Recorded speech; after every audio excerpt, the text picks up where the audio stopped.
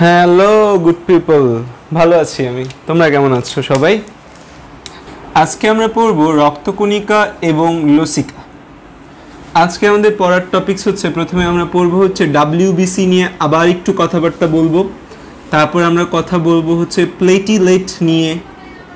তারপর আমরা কথা বলবো হচ্ছে আমাদের ব্লাড কোয়াগুলেশন নিয়ে।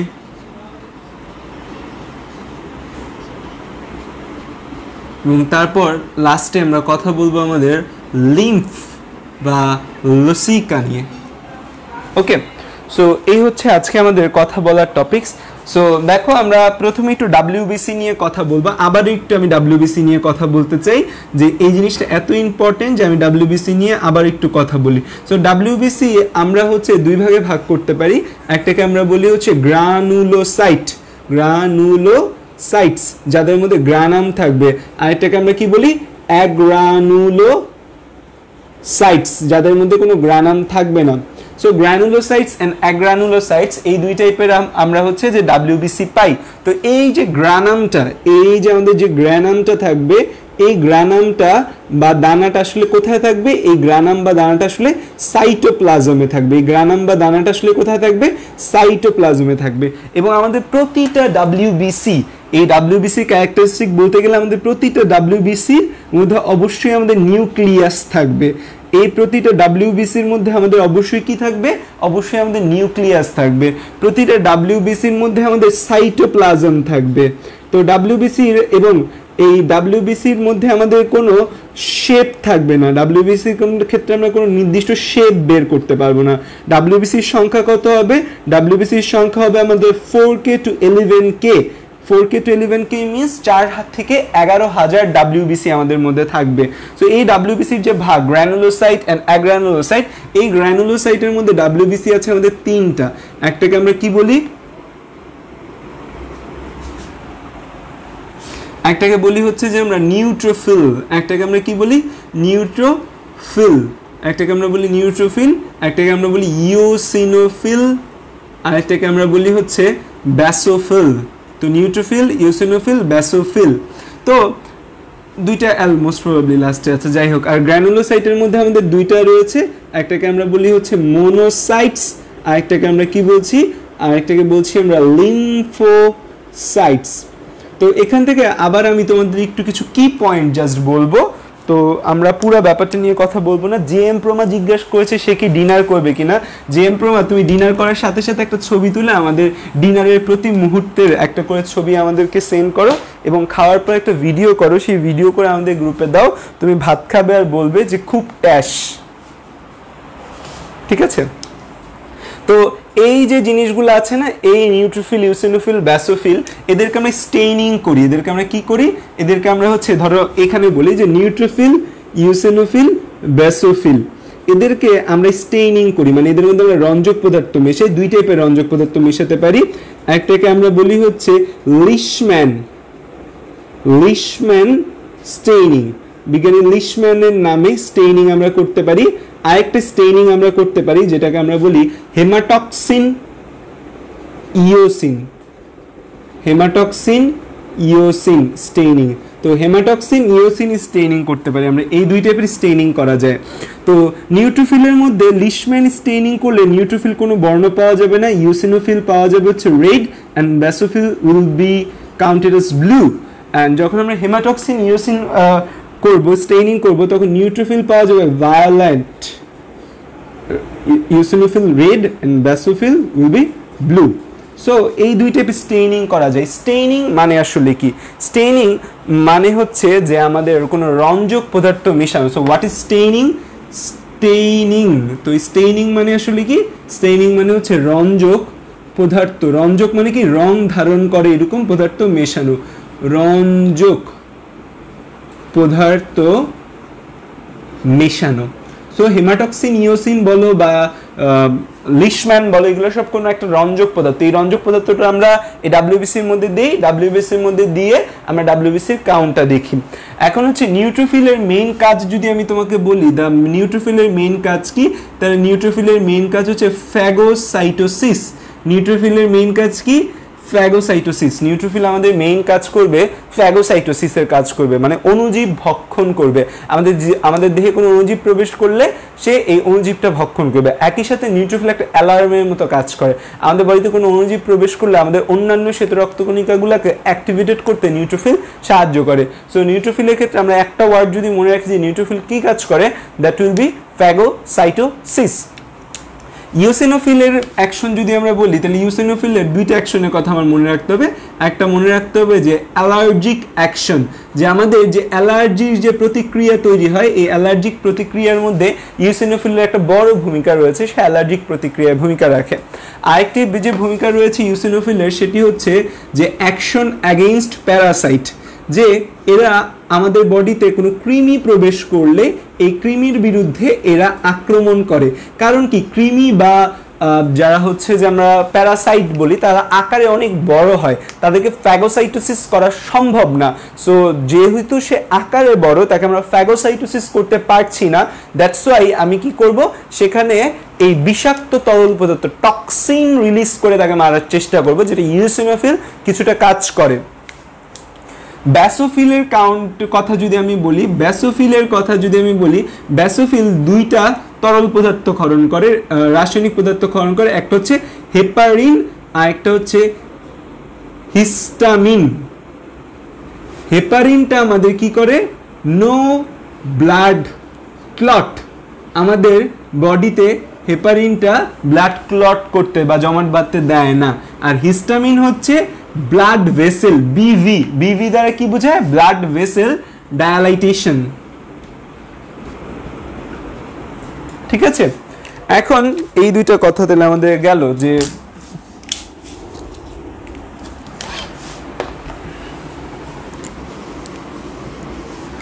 তো এই ব্লাড ভেসেল ডায়ালাইটেশন থেকে আরেকটা কথা বলতে হয়। তোমরা আজকে আমাকে জিজ্ঞাসা করছিলে যে কারা কারা, তোমরা আমাকে নাইট্রিক অক্সাইডের কথা জিজ্ঞাসা করছিলে। নাইট্রিক অক্সাইড আমার ব্লাড ভেসেল ডায়ালেশন করে। তারপর এল আর্জিনিনের কথা জিজ্ঞাসা করছিলে, এল আর্জিনিনও আমাদের ব্লাড ভেসেল ডায়ালাইটেশন করে। তো এগুলো সব আমাদের ব্লাড ভেসেল ডায়ালাইটিং এজেন্ট হিসেবে কাজ করে। মনোসাইট যে রয়েছে আমাদের, এই মনোসাইটটা হচ্ছে লিম্ফোসাইট। মনোসাইটের কাজও হচ্ছে ফ্যাগোসাইটোসিস। মনোসাইটের কাজও কি, ফ্যাগোসাইটোসিস। এবং মনোসাইটটা আমাদের গ্রেটার ফ্যাগোসাইটোসিস, মানে আমাদের নিউট্রোফিল এবং মনোসাইটের মধ্যে যদি আমি ফ্যাগোসাইটোসিসের কথা বলি, দেন কোনটা এগিয়ে আছে, মনোসাইট। এবং তোমরা জানো যে মনোসাইটটার অ্যাক্টিভ ফর্ম কি, তার মানে monocyte is an inactive form. Monocyte একটা কোন ধরনের ফর্ম, ইনঅ্যাক্টিভ ফর্ম। মনোসাইটের অ্যাক্টিভ ফর্ম কি, মনোসাইটের অ্যাক্টিভ ফর্ম হচ্ছে ম্যাক্রোফেজ। মনোসাইটের অ্যাক্টিভ ফর্ম কি, ম্যাক্রোফেজ। মনোসাইটের অ্যাক্টিভ ফর্ম কি, ম্যাক্রোফেজ। সো এর কাজ মেইনলি ফ্যাগোসাইটোসিস করা। মনোসাইটের মেইন কাজ কি, ফ্যাগোসাইটোসিস করা। মনোসাইটের আরেকটা কাজ হচ্ছে সে অ্যান্টিজেন প্রেজেন্টিং সেল হিসেবে কাজ করে। অ্যান্টিজেন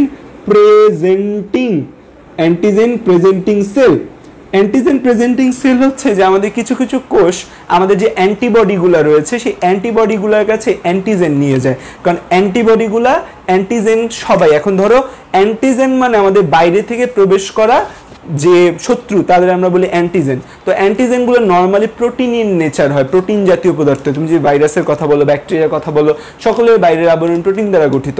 সো আমাদের বডিতেও তো অসংখ্য প্রোটিন আছে। সো কিভাবে চিনবে যে কোনটা আমার বডির জিনিস, কোনটা আমার বডির জিনিস না? অ্যান্টিবডিগুলো যে মারবে, কিল করবে, ওটা চিনতে হবে যে কোনটা আমার বডির জিনিস, কোনটা আমার বডির জিনিস না। সো দ্যাটস ওয়াই যে আমাদের কারা রয়েছে, ম্যাক্রোফেজ রয়েছে, যারা আমাদের অ্যান্টিজেন প্রেজেন্টিং সেল, আমাদের অ্যান্টিবডির কাছে নিয়ে যায়, ভাই বস এই যে মুরগি আসছে, এরা দ্বারা পিটান। So that's the thing. তো এরা অ্যান্টিজেন প্রেজেন্টিং সেল হিসেবে কাজ করে। লিম্ফোসাইট আমাদের তিন টাইপের রয়েছে। একটাকে আমি বলি বি লিম্ফোসাইট বা বি সেল, একটাকে আমরা বলি হচ্ছে টি সেল, আরেকটাকে আমরা বলি এনকে সেল। এনকে সেলের ফুল ফর্ম হচ্ছে ন্যাচারাল কিলার, মানে হচ্ছে এ নরমালি কিলার বা খুনি হিসেবে কাজ করে। এই ন্যাচারাল কিলার যে সেলটা রয়েছে, এই সেলটা মেইনলি আমাদের ভাইরাসের বিরুদ্ধে কাজ করে, ভাইরাস অ্যান্ড ক্যান্সার সেলের বিরুদ্ধে কাজ করে এই এনকে সেলটা। বি সেল যে রয়েছে, এই বি সেলটা আমাদের কি তৈরি করে, বি সেলটা আমাদের অ্যান্টিবডি তৈরি করে, বি সেলটা আমাদের কি তৈরি করে, অ্যান্টিবডি তৈরি করে। এই বি সেলটা আমাদের অ্যান্টিবডি তৈরি করে এবং বি সেলটা কোথায় গিয়ে অ্যান্টিবডি তৈরি করে, বি সেলটা আমাদের প্লাজমার মাধ্যমে, অ্যান্টিবডিটা এই বি সেলটা প্লাজমাতে যায় এবং প্লাজমাতে গিয়ে অ্যান্টিবডি তৈরি করে এবং এই অ্যান্টিবডির মাধ্যমে আমাদের যে ইমিউনিটিটা আসে, এই যে অ্যান্টিবডির মাধ্যমে যে আমার ইমিউনিটিটা আসে, এই ইমিউনিটিটাকে আমরা বলি হচ্ছে হিউমোরাল ইমিউনিটি। সো অ্যান্টিবডির মাঝখানে যে ইমিউনিটি আসছে তাকে আমি কি বলছি, হিউমোরাল ইমিউনিটি। এখন আমাকে মাবিয়া প্রশ্ন করেছিলেন যে ভাইয়া হিউমোরাল ইমিউনিটি মানে কি, ডায়ালেশন মানে প্রসারিত হওয়া, ডায়ালেশন মানে প্রসারিত হওয়া, কনস্ট্রিকশন মানে চুপসে যাওয়া বা চিকন হয়ে যাওয়া, ডায়ালেশন মানে প্রসারিত হওয়া, কনস্ট্রিকশন মানে চুপসে যাওয়া বা চিকন হয়ে যাওয়া। তো এই অ্যান্টিবডির মাধ্যমে যে ইমিউনিটিটা আসে তাকে আমরা বলি হিউমোরাল ইমিউনিটি। হিউমোরাল ইমিউনিটির হিউমর মানে কি, হিউমর মানে হচ্ছে প্লাজমা, হিউমর মানে প্লাজমা। তো এই যে ইমিউনিটিটা রয়েছে আমাদের বা প্রতিরক্ষা কণাটা রয়েছে, এই প্রতিরক্ষা কণাটা আমাদের প্লাজমাতে প্রডিউসড হয়, দ্যাটস ওয়াই একে আমরা কি বলি, হিউমোরাল ইমিউনিটি। কি বলি, humoral, plasma that's means humoral immunity বলি। আর টি সেল আমাদের হচ্ছে যে আমরা জানি যে টি সেল আমাদের দুই টাইপের, একটা হেল্পার টি সেল আর একটা হচ্ছে আমাদের সাইটোটক্সিক টি সেল। এই হেল্পার টি সেল আমাদের দুই প্রকার, একটা হচ্ছে হেল্পার টি সেল 1, আমরা একটাকে বলি হেল্পার টি সেল 1 আর একটাকে বলি হেল্পার টি সেল 2। তো এরা আমাদের যে প্রতিরক্ষা দেয় তাদের আমরা বলি হচ্ছে cell mediated immunity, cell mediated immunity. কেন একে আমরা সেল মিডিয়েটেড বলি, কারণ এই ইমিউনিটিটা আমাদের কোষের মধ্যে, আমাদের যে কোষগুলো রয়েছে এই কোষগুলোতে ইমিউনিটি দিতে এরা সাহায্য করে, এই জন্য আমরা বলি সেল মেডিয়েটেড ইমিউনিটি। কি বলি, সেল মিডিয়েটেড ইমিউনিটি। আরেকবার আমি হচ্ছে একটু করছি যে বলছি যে আমাদের ডাব্লিউবিসি যার নিউক্লিয়াস আছে, সাইটোপ্লাজম রয়েছে, যার নির্দিষ্ট কোনো আকৃতি নেই, এজন্য বলে অনিয়ত আকার, এর সংখ্যা 4000 থেকে 11000 এবং এই ডাব্লিউবিসি দুই টাইপের, একটা গ্র্যানুলোসাইট, গ্রানাম বা দানার উপর ভিত্তি করে গ্র্যানুলোসাইট অ্যান্ড অ্যাগ্রানুলোসাইট। গ্র্যানুলোসাইট তিন প্রকার, নিউট্রোফিল, ইওসিনোফিল, ব্যাসোফিল। নিউট্রোফিলের মেইন কাজ যদি বলি একটা কাজ বলতে, তো you will say that is phagocytosis. ইওসিনোফিলের দুইটা কাজ যদি বলতে বলি, one is allergic reaction and second is action against parasite. ব্যাসোফিলের কাজ যদি বলি, দুইটা জিনিস খরানো, একটা হ্যাপারিন একটা হিস্টামিন। হ্যাপারিনটা কি করে, আমার রক্তনালীর ভিতর রক্ত জমাট বাঁধতে দেয় না। হিস্টামিন কি করে, হিস্টামিন আমাদের ব্লাড ভেসেল, রক্তনালীর ডায়ালেশন বা প্রসারিত করে। এছাড়াও আরো দুইটা পদার্থ রয়েছে যা রক্তনালীকে প্রসারিত করে, one is NO or nitric oxide and second is arginine. এবং পরে অ্যাগ্রানুলোসাইটের কথা যদি আমি বলি, অ্যাগ্রানুলোসাইট হচ্ছে যে আমাদের অ্যাগ্রানুলোসাইট মানে অদানাদার, এখানে কোনো সাইটোপ্লাজমে কোনো গ্রানাম থাকবে না, এখানে একটা বড় নিউক্লিয়াস থাকবে, monocyte and lymphocyte. Monocyte is inactive form, the active form of monocyte is macrophage. So macrophage helps us in phagocytosis and it works as a antigen presenting cell. Antigen presenting cell বা একে আমরা কি বলি, APC বলি। Antigen presenting cell আর APC কি, যারা হচ্ছে যে helps our antibody to detect antigen, কারণ না হলে আমাদের বডি কি করবে, সবাইরই অ্যান্টিজেন হিসেবে নিবে। এখন তোমরা আমাকে কমেন্টে বলো, আমার বডি যদি, আমার অ্যান্টিবডিগুলা যদি আমার নিজের সেলকে অ্যান্টিজেন হিসেবে নেয়, আমার অ্যান্টিবডি যদি আমাদের নিজেদের সেলগুলাকে অ্যান্টিবডি হিসেবে নেয়, কি বলতেছি, আমাদের অ্যান্টিবডিগুলো যদি নিজেদের সেলগুলোকে অ্যান্টিজেন হিসেবে নেয়, তখন একটা রোগ হবে, কালকে বলছিলাম সেই রোগটার কথা। সেই রোগটার নাম কি, আমাদের নিজেদের অ্যান্টিবডি যদি আমাদের নিজেদের অ্যান্টিজেনকে চিনতে ভুল করে, আমাদের নিজেদের অ্যান্টিজেনগুলোকে মারা শুরু করে বা আমাদের নিজেদের সেলগুলোকে মারা শুরু করে, তখন একটা রোগ হবে। সেই রোগের নাম কি? Yes, Jawad Siam, autoimmune disease is autoimmune disease. তো একটা অটোইমিউন ডিজিজ সম্পর্কে আমি তোমাদের একটু জানাইতে চাই, কমন লাইফে আমাদের ঘটে। এটা হচ্ছে যে beta haemolytic streptococcus. Beta haemolytic streptococcus নামে একটা ব্যাকটেরিয়া রয়েছে। এটা কি একটা ব্যাকটেরিয়া? সেই ব্যাকটেরিয়ার কারণে আমাদের একটা রোগ হয় যাকে আমরা বলি সোর থ্রোট। সোর থ্রোট বা আমরা বলি হচ্ছে যে কি সোর থ্রোট মানে বাংলায় বললে কি হবে, গলায় একটু ঘা জাতীয় রোগ হয় বা গলার এখানে একটু ইনফেকশন হয়, তখন সোর থ্রোট বলি। সো এটা নর্মাল, খুবই ভালো হয়ে যায় কিছুদিন পর, সোর থ্রোট আমার ভালো হয়ে যায়। বিটা হেমোলাইটিক স্ট্রেপ্টোকক্কাস বলে, স্ট্রেপ্টোকক্কাস, কক্কাস মানে গোলাকৃতির এবং স্ট্রেপ্টো মানে কি চেইন শেপড। তো চেইন শেপড গোলাকার ব্যাকটেরিয়াগুলো যদি একসাথে থাকে তখন তাকে আমরা বলি streptococcus bacteria. So beta haemolytic বলার কারণ হচ্ছে যে এটার একটা গ্রুপ, যে আলফা বিটা গামা এরকম কিছু গ্রুপ রয়েছে এই ব্যাকটেরিয়ার। সো আমরা এটাকে বিটা হেমোলাইটিক স্ট্রেপ্টোকক্কাস বলি। সো এই ডিজিজের কারণে নর্মালি আমাদের সোর থ্রোট হয়। সো এই যে বিটা হেমোলাইটিক স্ট্রেপ্টোকক্কাস আছে, দ্যাট মিনস ও আমাদের বডিতে যখন প্রবেশ করবে, this is A antigen, this is A antigen. এই অ্যান্টিজেনগুলোকে দেখলেই কে লাফায় লাফায় চলে আসবে, এই অ্যান্টিজেনগুলোকে দেখলেই লাফায় লাফায় চলে আসবে। এগুলা কি আমাদের, এগুলো আমাদের অ্যান্টিবডি, এগুলা কি আমাদের অ্যান্টিবডি। তাহলে অ্যান্টিজেন এবং অ্যান্টিবডি এই দুইটা, ধরো এই অ্যান্টিজেনটা হচ্ছে এরকম দেখতে, হ্যাঁ, এই ধরো সবুজ কালারের অ্যান্টিজেন আছে, তাহলে এই অ্যান্টিজেন আর অ্যান্টিবডিগুলো কি হবে, ক্লাম্পিং হবে। তাহলে এই যে ধরো অ্যান্টিজেন আছে, এই অ্যান্টিজেন আছে, এই অ্যান্টিজেন আছে, এই অ্যান্টিজেন অ্যান্টিবডিগুলো একসাথে যুক্ত হয়ে আমাদের কি তৈরি করলো, একটা ক্লাম্পিং তৈরি করলো।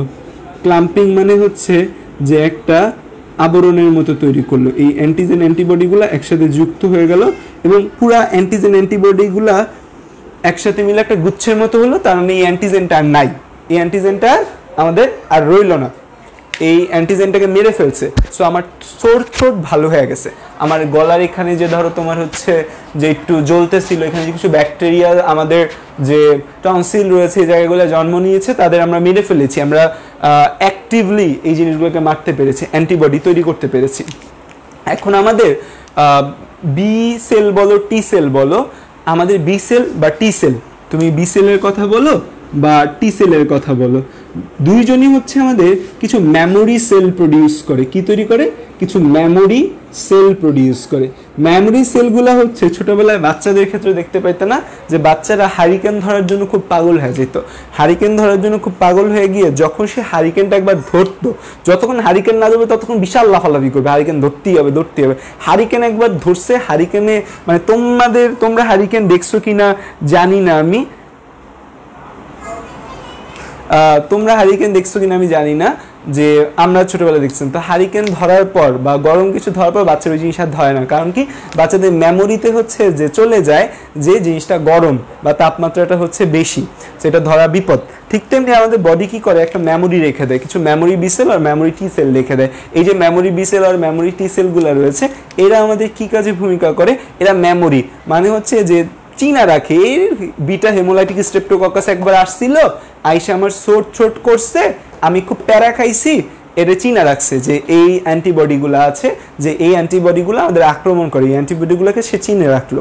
সো এখানে কিছু মেমোরি সেল থাকবে। তো মেমোরি সেল করে কি সারাদিন টহল দেয়, পাহারা দেয়, যেভাবে হাঁটে মেমোরি সেল, কোথায় কেউ আছে কিনা দেখে।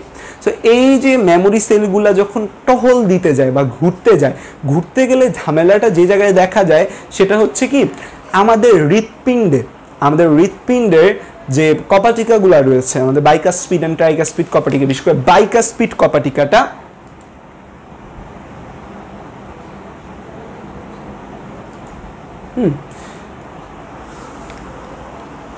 হ্যাঁ, এই যে বাইকাসপিড কপাটিকা রয়েছে এবং হচ্ছে আমাদের কিডনিতে যে গ্লোমেরুলাস রয়েছে, সে জায়গার সেলগুলা না এই বিটা হেমোলাইটিক স্ট্রেপ্টোকক্কাস অ্যান্টিজেনের মতো কিছুটা।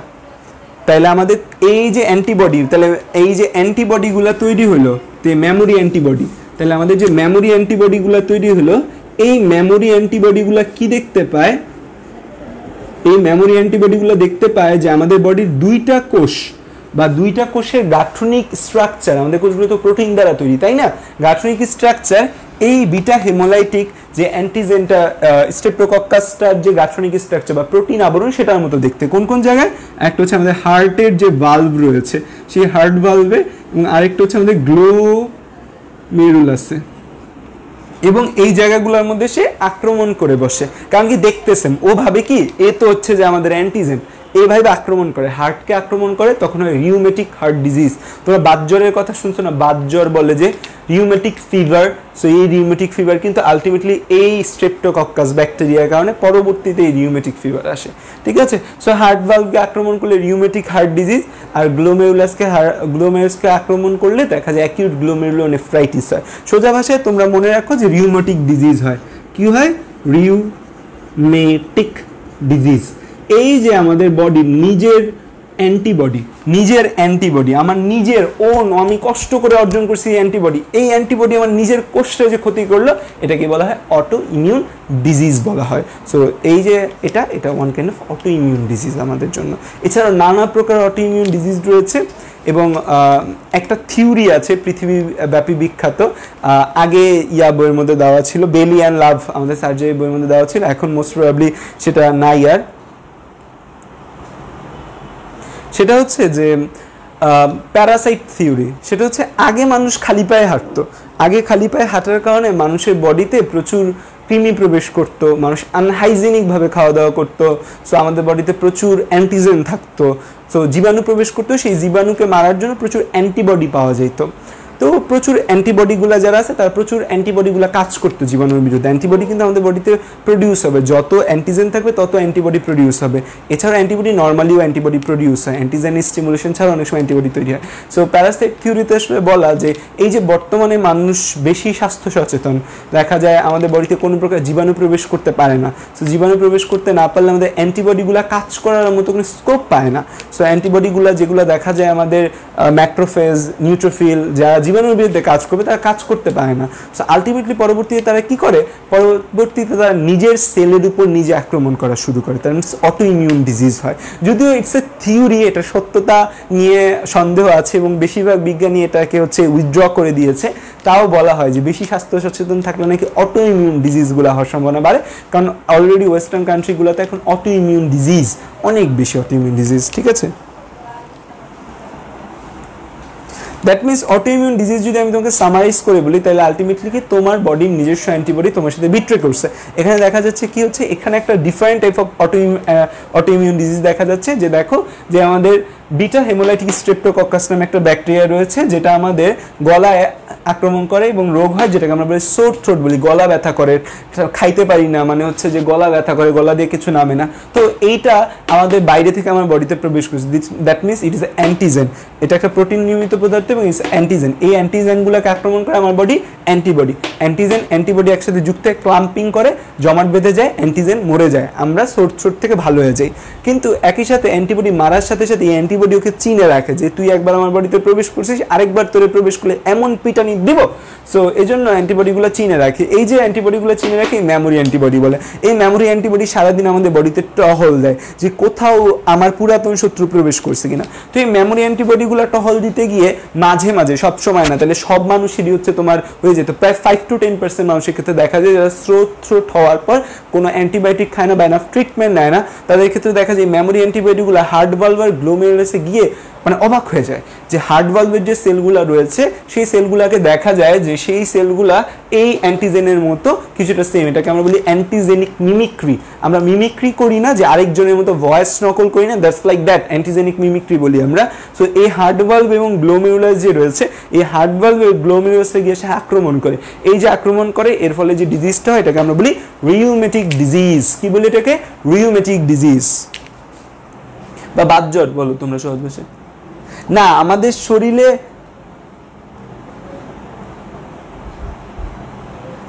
শরীরে জীবাণু প্রবেশ করানো উচিত না, মানে কিছু হাইপোথিসিসে বলা হয় যে জীবাণু প্রবেশ করলে হয়তো ভালো হবে।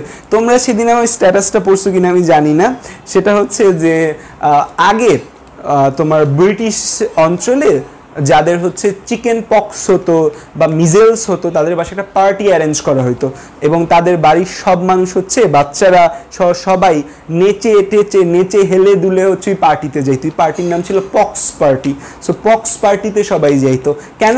কারণ ছোট বাচ্চাদের যদি পক্স ডিজিজ হয় তাহলে ভালো, কারণ পক্স, চিকেন পক্স, মিজেলস এগুলো ছোট বাচ্চাদের হলে যতটুকু ক্ষতি করবে বড়দের হলে তার থেকে বেশি ক্ষতি করে। তো দ্যাটস ওয়াই ছোটোবেলায় পক্স হয়ে গেলে ভালো। এবং এটাও এখনও বাংলাদেশে একবার মানে পক্স, মিজেলস এই ডিজিজগুলো এমন যে এই ডিজিজগুলো যদি একবার হয় তাহলে সেই জিনিসটা আর কখনোই হবে না, একবার হলে সেই জিনিসটা আর কখনোই হয় না। সো চিকেন পক্স পার্টি ছিল আগে, এখন কিন্তু পক্স পার্টি আর নাই। সো এখন দেখা যায় আমরা ভ্যাকসিন নিই। সো দ্যাটস দ্য থিং যে আগে অনেক কিছু হাইপোথিসিস দেওয়া হয়। আর অ্যান্টিজেনিক মিমিক্রি, মিমিক্রি মানে অনুরূপতা, যে ধরো কেউ শাহরুখ খানের মতো কথা বলতে পারে, তখন আমরা কি বলি শাহরুখ খানের মিমিক্রি করছে। ঠিক তেমনি এখানে যে প্রোটিনগুলো থাকে আমাদের হার্টবার্গ এবং গ্লোমেরুলাসে, এই প্রোটিনগুলো এই অ্যান্টিজেনের মতো সেম। এই জন্য আমি বলেছি যে একে আমরা অ্যান্টিজেনিক মিমিক্রি বলি। সেম হওয়ার কারণে দেখা যায় অনেক সময় আমাদের এই যে মেমোরি অ্যান্টিবডি আছে তারা এই হার্টবার্গ এবং গ্লোমেরুলাসকে আক্রমণ করে বসে, এবং আক্রমণ করে বসলে আমাদের কিছু রোগ হয়।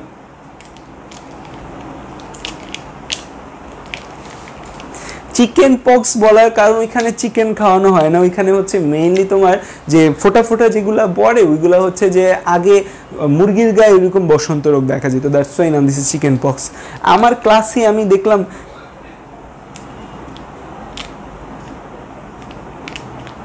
আচ্ছা আমি একটা পক্স পার্টি দিব, আমার তো পক্স হয় না, আমি কেন পক্স হয় পক্স পার্টি দিব? আমার কিন্তু একবার পক্স হয়ে গেছে অলরেডি। সো হচ্ছে যে যাদের পক্স হয়নি তারা কোথায় কার পক্স হয়েছে তার গায়ে গিয়ে ঘষা দাও, নাহলে দেখবো যে বিয়ের আগের দিন পক্স হয়ে গেছে। বিয়ের আগের দিন পক্স হয়ে গেলে তুমি বিয়ে করবে কীভাবে? যাই হোক, আচ্ছা আমার লাইভ ক্লাসে অলওয়েজ দেখি যে 50 জনের মতো অ্যারাউন্ড 50 জন থাকে, আস্তে আস্তে মানুষ কমতে থাকে। এই যে 50 জন যারা থাকে নেক্সট মান্থে আশা করি যে আমার নেক্সট মান্থের কোর্সে 50-60 জনই হবে যারা ক্লাস করে। ক্লাস করো না ভাই, তোমরা টাকা দিয়ে ভর্তি হকে। আচ্ছা যাই হোক, সো দেখা গেল আমরা WBC আমাদের পড়া শেষ। এবার আসো প্লেটিলেট বা আমাদের প্লেটিলেট আর থ্রম্বোসাইট। থ্রম্বোসাইট বা আমরা বলি একে অনুচক্রিকা। অনু মানে কি? ক্ষুদ্র। এটা এরকম একটা বড় সেল থাকে, যে বড় সেলের ভেতর অনেকগুলা নিউক্লিয়াস থাকে। বড় সেলটার ভেতর অনেকগুলো কি থাকে? এরকম বড় নিউক্লিয়াস থাকে। একে আমরা বলি মেগা। মেগা মানে বড়। ক্যারিও মানে হচ্ছে নিউক্লিয়াস। সাইট মানে হচ্ছে কোষ। দ্যাট মিনস মেগা ক্যারিওসাইট মানে বড় নিউক্লিয়াস বিশিষ্ট কোষ। তো এই মেগা ক্যারিওসাইটগুলো বড় হওয়ার কারণে এরা বোন ম্যারু দিয়ে যেতে পারে না। এই জন্য এই মেগা ক্যারিওসাইটগুলা থেকে এরকম কিছু আঙ্গুলের মতো অভিক্ষেপ বের হয়, কিছু সাইটোপ্লাজম নিয়ে। নিউক্লিয়াসটা কিন্তু মাঝখানেই থেকে যায়, ঠিক আছে? তো এরকম কিছু সাইটোপ্লাজম নিয়ে এরকম হচ্ছে নিউক্লিয়াসটা মাঝখানেই থেকে যাবে, এরকম কিছু সাইটোপ্লাজম নিয়ে কিছু প্লেটিলেট তৈরি হয়। সো যখন হচ্ছে আমাদের রক্ত প্রবাহ হবে, এটা তারপর করে কি রক্তনালীতে ঢুকে যায়। রক্তনালীতে ঢুকে যাওয়ার পর রক্ত প্রবাহ যখন হবে তখন কি হবে? এরা এদেরকে ভেঙে দিবে। সো আলটিমেটলি এরকম ক্ষুদ্র ক্ষুদ্র প্লেটিলেট পাওয়া যায়। এই মেগা ক্যারিওসাইট থেকে এই প্লেটিলেটগুলো পাওয়া যায় বলে আমরা একে বলি মেগা ক্যারিওপয়েসিস। আমরা কি বলি? মেগা ক্যারিওপয়েসিস। এই প্লেটিলেট বা অনুচক্রিকা তৈরির প্রক্রিয়াকে আমরা কি বলি? মেগা ক্যারিওপয়েসিস। তো এটা হচ্ছে আমাদের মেগা ক্যারিওপয়েসিস। তো দেখো বড় নিউক্লিয়াস বিশিষ্ট একটা বড় কোষ থেকে তৈরি হলো এই প্লেটিলেট বা অনুচক্রিকাটা আসলে একটা ছোট ক্ষুদ্র এবং সবচেয়ে ক্ষুদ্র রক্তকণিকা। এই প্লেটিলেট বা অনুচক্রিকাকে আমরা বলি হচ্ছে যে সবচেয়ে ক্ষুদ্র রক্তকণিকা, বড় থেকে ছোট জিনিস তৈরি হচ্ছে, এবং এটা কি মেগা ক্যারিওসাইটের ভগ্নাংশ। এবং মেগা ক্যারিওসাইট তৈরির প্রক্রিয়াকে আমরা কি বলি? মেগা ক্যারিওপয়েসিস। তোমাকে যদি আমি জিজ্ঞাসা করি প্লেটিলেট তৈরির প্রক্রিয়াকে কি বলি, তোমার অ্যান্সার হবে মেগা ক্যারিওপয়েসিস। কারণ এটা কোথা থেকে তৈরি হয়? মেগা ক্যারিওসাইট থেকে তৈরি হয়।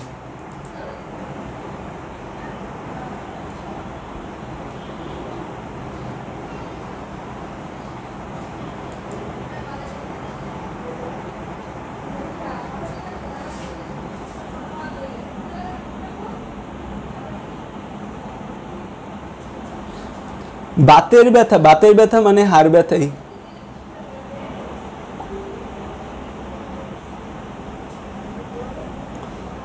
আচ্ছা, পক্স আর কখনো হয় না কেন?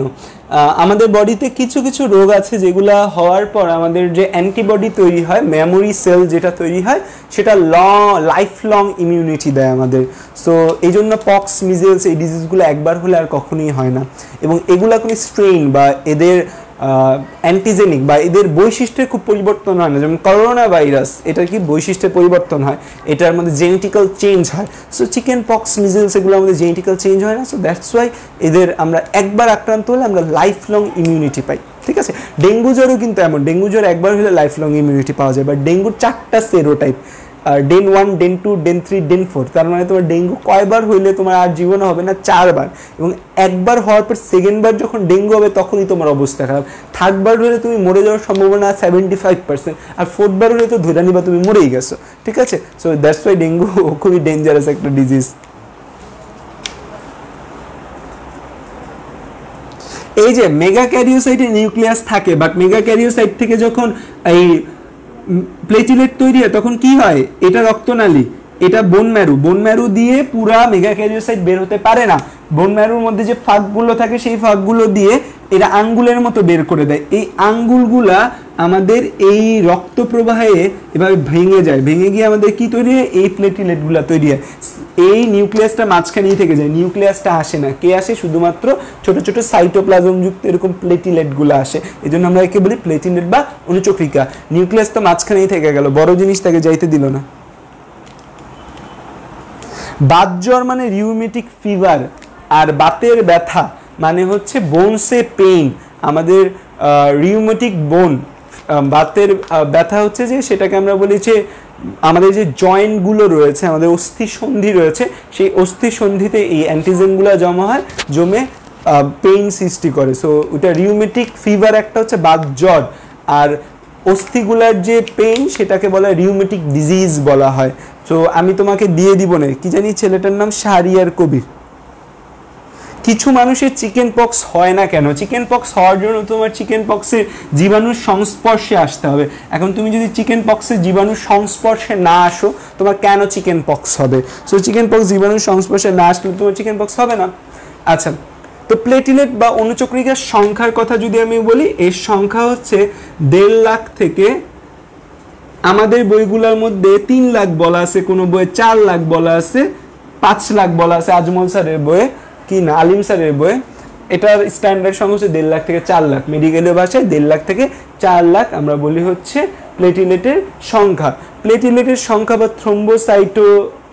থ্রোম্বোসাইটের সংখ্যা যদি আমাদের বেড়ে যায়, তার মানে থ্রোম্বোসাইট এর সংখ্যা যদি বেড়ে যায় তখন তাকে আমরা বলি থ্রোম্বোসাইটোসিস। আর প্লেটিলেটের সংখ্যা যদি আমার কমে যায় তখন আমরা বলি থ্রোম্বোসাইটোপেনিয়া। পেনিয়া মানে কি? পেনিয়া মানে কমে যাওয়া। থ্রোম্বোসাইটোপেনিয়া হয় এরকম একটা ডিজিজের নাম বলো আমাকে কমেন্টে। It is the most common disease of Bangladesh.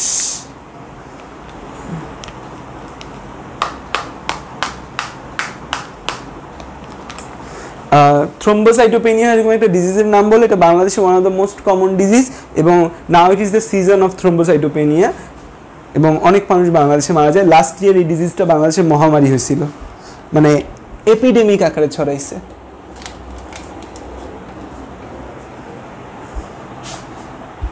Now it is পানি খাওয়ার টাইম। তোমরা কমেন্ট বলো, আমি পানি খাবো।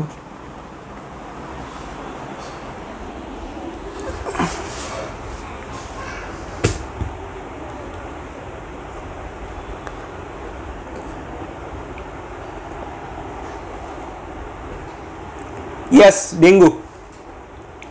ডেঙ্গুতে প্লেটিলেটের সংখ্যা কমে যায়। কত কমে?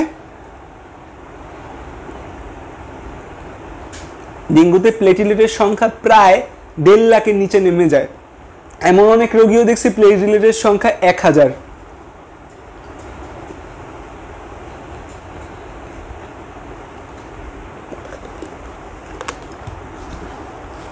ডেঙ্গু হলে সে পেশেন্টের ভয়াবহ অবস্থা হয়। ডেঙ্গু হলে প্লেটিলেট কমে কেন?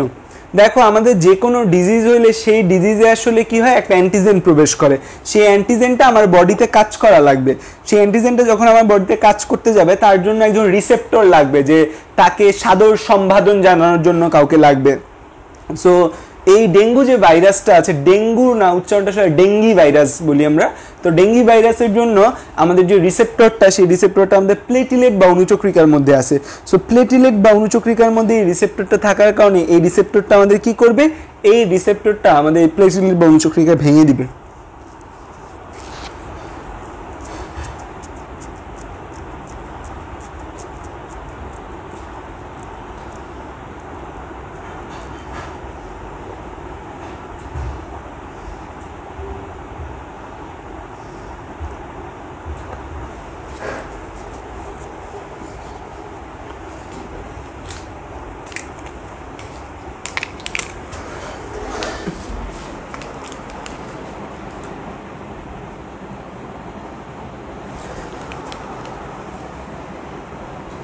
অ্যান্টিজেন এন্ড অ্যান্টিবডির মধ্যে ডিফারেন্স কি? অ্যান্টিজেন এবং অ্যান্টিবডি দুইটাই প্রোটিন। অ্যান্টিজেন হচ্ছে আমাদের বডিতে জীবাণু, এবং সেই জীবাণুর রেসপন্সে আমাদের বডিতে যা তৈরি হয় তাকে আমরা বলি অ্যান্টিবডি। তোমার বডিতে বাইরে থেকে যা প্রবেশ করবে, the substance which comes from the outside of our body, this is known as antigen, and the substance which is produced for antigen, this is known as antibody। বা এভাবে বলি আমরা, the substance which produce on stimulation of antibody. Stimulation মানে হচ্ছে যে প্রতিক্রিয়ায় বা প্রভাবে, সেটাকে আমরা অ্যান্টিবডি বলি, ঠিক আছে? আচ্ছা, তো থ্রোম্বোসাইটোপেনিয়ার একটা কমন ডিজিজের নাম আমি তোমাদের বললাম, সেটার নাম কি? ডেঙ্গু।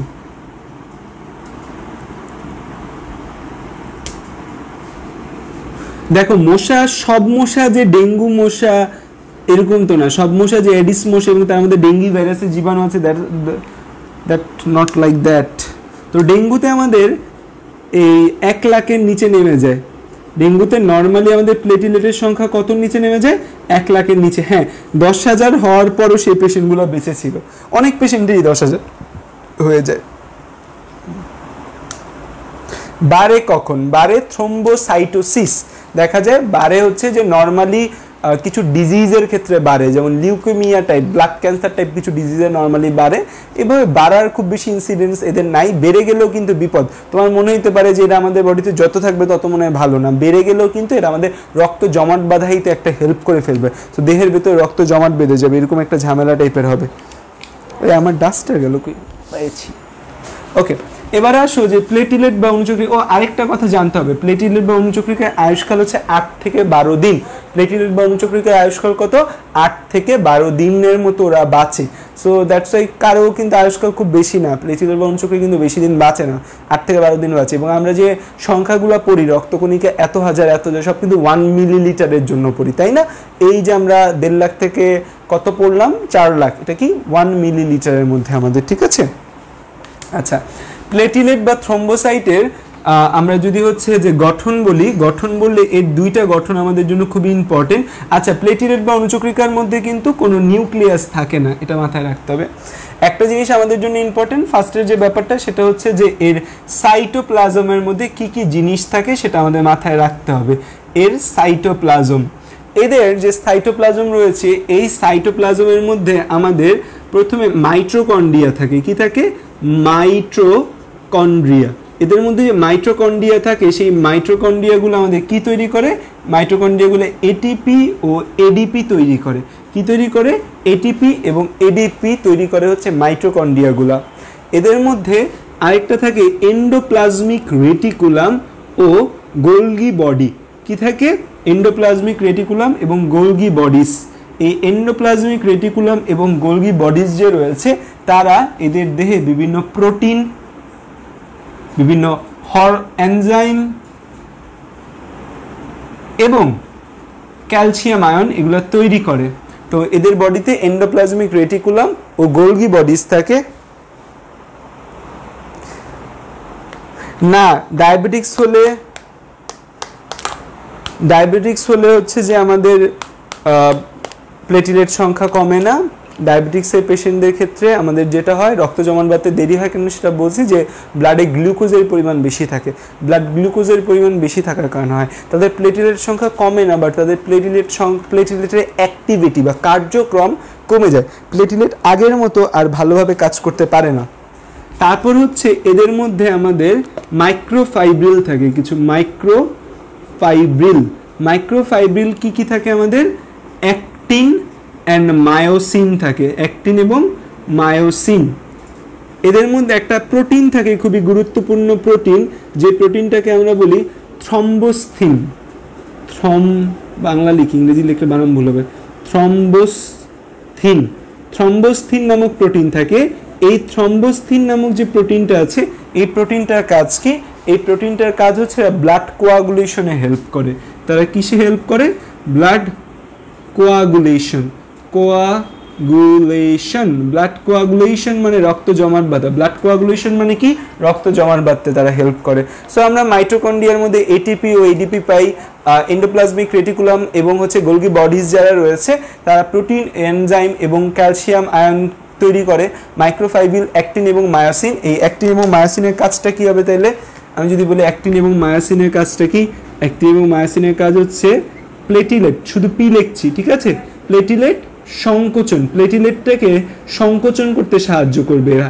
এবং এডিপি যে আছে, এই এডিপি কি করবে, এডিপিগুলা অন্য প্লেটিলেটকে আকৃষ্ট করবে, এডিপিগুলা কি করবে, অন্য প্লেটিলেটগুলাকে আকৃষ্ট করবে। এডিপি কি করবে, অন্য যে প্লেটিলেটগুলো রয়েছে সেই অন্য প্লেটিলেটগুলোকে আমাদের আকৃষ্ট করবে, যে আয় ভাই আয়।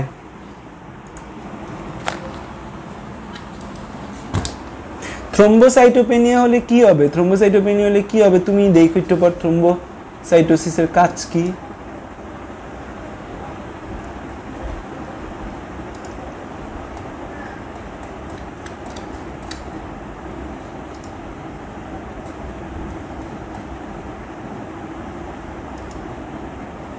ওকে, সো আমাদের প্লেটিলেট সংকুচিত হয়, অ্যাক্টিন এবং মায়োসিন থাকে, থ্রম্বোস্থিন থাকে, ব্লাড কোয়াগুলেশনে হেল্প করে। এডিপির কাজ কি, এডিপি হচ্ছে অন্য প্লেটিলেট যারা আছে সেই অন্য প্লেটিলেটগুলোকে আমাদের আকৃষ্ট করে। এছাড়া প্লেটিলেট থেকে আরেকটা জিনিস খরিত হয়, তার নাম হচ্ছে প্লেটিলেট ডিরাইভড গ্রোথ ফ্যাক্টর। তার নাম কি, প্লেটিলেট ডিরাইভড, মানে প্লেটিলেট থেকে, ডিরাইভড মানে তৈরি হওয়া, প্লেটিলেট ডিরাইভড গ্রোথ ফ্যাক্টর।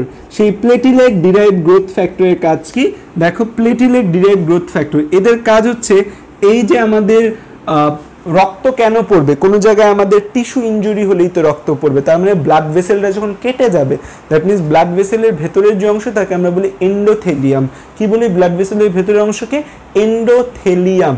এখন তোমরা আমাকে বলতে পারো যে ভাইয়া এপিথেলিয়াম টার্ম ইউজ না করে কেন এন্ডোথেলিয়াম টার্মটা ইউজ করলো, কারণ ব্লাড ভেসেলের ভেতরের যে অংশটা থাকে সেটা নর্মালি আমাদের সিম্পল স্কোয়ামাস এপিথেলিয়ামই থাকে। সো এখানে এপিথেলিয়াম ইউজ না করে যে টার্মটা ইউজ করেছে ব্লাড ভেসেলের ক্ষেত্রে স্পেশাল যে টার্মটা ইউজ করা হয় তাকে বলে এন্ডোথেলিয়াম। এখানে এপিথেলিয়াম ইউজ করে না, ব্লাড ভেসেলের ভেতরের অংশ, যেহেতু ব্লাড ভেসেল অনেক ভেতরের একটা অংশ আমাদের, এই জন্য এন্ডো বা ভেতরে বোঝানোর জন্য এন্ডোথেলিয়াম টার্ম ইউজ করছে। ব্লাড ভেসেলের মধ্যে কিন্তু এপিথেলিয়াম টার্ম ইউজ হয় না। আমরা ব্লাড ভেসেলের ভেতরের যে অংশ তার নাম কি, নট এপিথেলিয়াম, ব্লাড ভেসেলের ক্ষেত্রে আমরা কি বলি, এন্ডোথেলিয়াম। সো এই যে ক্ষতিগ্রস্ত এন্ডোথেলিয়াম আমার কেটে গেছে, এই ক্ষতিগ্রস্ত এন্ডোথেলিয়ামটাকে ঠিক করে প্লেটিলেট ডিরাইভড গ্রোথ ফ্যাক্টর। কি করে আমাদের ক্ষতিগ্রস্ত এন্ডোথেলিয়াম পুনর্গঠন করে, ঠিক আছে।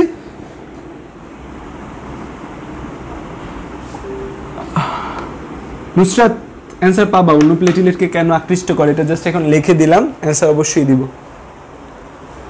আচ্ছা, আর এটার প্লেটিলেটের কোষ ঝিল্লিটাও খুব ইম্পর্টেন্ট একটা কথা। প্লেটিলেটের কোষ ঝিল্লি থেকে আমাদের দুইটা খুব গুরুত্বপূর্ণ জিনিস তৈরি হয়। আচ্ছা, এছাড়াও কিন্তু এর সাইটোপ্লাজম থেকে আমাদের ক্লটিং ফ্যাক্টরগুলো তৈরি হয়। কি তৈরি হয়, ক্লটিং ফ্যাক্টর তৈরি হয়। এখান থেকে কি তৈরি হয়, ক্লটিং ফ্যাক্টর তৈরি হয়। কোষ ঝিল্লিতে, এর কোষ ঝিল্লি থেকে আমাদের খুব গুরুত্বপূর্ণ দুইটা জিনিস থাকে, তার নাম হচ্ছে গ্লাইকোপ্রোটিন। এর কোষ ঝিল্লিতে একটা খুবই গুরুত্বপূর্ণ জিনিস থাকে গ্লাইকোপ্রোটিন। জিনিসটা এরকম, ধরো এটা একটা প্লেটিলেট, এই প্লেটিলেটের মধ্যে এরকম যে জিনিসগুলো থাকে, এই প্লেটিলেটের মধ্যে এরকম কিছু জিনিস থাকে, এদেরকে আমরা কি বলি, এই যে আঙ্গুলের মতো এরকম বের করে রাখছে, এগুলাকে আমরা কি বলি, গ্লাইকোপ্রোটিন। গ্লাইকোপ্রোটিন এর আসলে আমরা কি করতে সাহায্য করে, এই গ্লাইকোপ্রোটিনটা আমার এন্ডোথেলিয়ামের সাথে সংযুক্ত করতে সাহায্য করে। এন্ডোথেলিয়ামের সাথে সংযুক্ত করে। এই যে আমাদের দেখা যায়,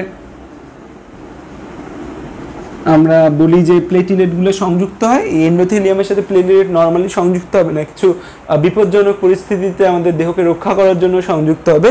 সো এই জিনিসটাকে আমরা কি বলি, এন্ডোথেলিয়ামের সাথে সংযুক্ত করতে কে সাহায্য করে, গ্লাইকোপ্রোটিন সাহায্য করে। যেখানে গ্লাইকোপ্রোটিনগুলো রয়েছে, এই গ্লাইকোপ্রোটিনগুলো আমাদের এন্ডোথেলিয়ামের সাথে সংযুক্ত করতে সাহায্য করে, এরকম থাকে গ্লাইকোপ্রোটিন। তো দেখা যায় এই ধরো আমাদের এটা এপিথেলিয়াম, এই ধরো আমাদের ব্লাড ভেসেলের এপিথেলিয়াম, এই এপিথেলিয়াম আবরণের কাছে এই যে প্লেটিলেটটা আসে, এসে হচ্ছে যে এখানে আবার আরেকটা কিছু থাকে, বর্ন উইনবেল ফ্যাক্টর বলে, নাম বলবো না, এইভাবে জোড়া লাগে গ্লাইকোপ্রোটিনটা এই জায়গায় প্লেটিলেট। তার মানে প্লেটিলেটটাকে আমাদের এন্ডোথেলিয়ামের সাথে যুক্ত করতে কে সাহায্য করে, গ্লাইকোপ্রোটিন সাহায্য করে। আরেকটা জিনিস থাকে কোষ ঝিল্লিতে, তার নাম হচ্ছে ফসফোলিপিড। এই ফসফোলিপিডটা আমাদের রক্ত জমাট বাঁধতে হেল্প করে। সো এই জিনিসগুলা আছে। ক্লটিং ফ্যাক্টর কি, ইজ ইট এ প্রোটিন, আমরা আসবো হোয়াট ইজ ক্লটিং ফ্যাক্টর, এরপরেই আমাদের টপিকস ক্লটিং ফ্যাক্টর। বাট এই যে এত কিছু আছে, মাইটোকন্ড্রিয়া আছে, এন্ডোপ্লাজমিক রেটিকুলাম আছে, গোলজি বডি আছে, মাইক্রোফাইব্রিল আছে, প্রোটিন আছে, আমরা কি এদের কি আমরা আমরা আমরা আমরা আমরা কি এদের কি বলি, কিছু বলি, আমরা কি কিছুই বলি না। আমরা এদের কোষ বলতে কোনো বিজ্ঞানী নারাজ, কেউ যদি বলে এটা কোষ, বিজ্ঞানীরা রেগে মেগে ফায়ার, যে তুমি একে কোষ বলছো কেন। ঠিক আছে, তো এতটুকু লেখা কমপ্লিট।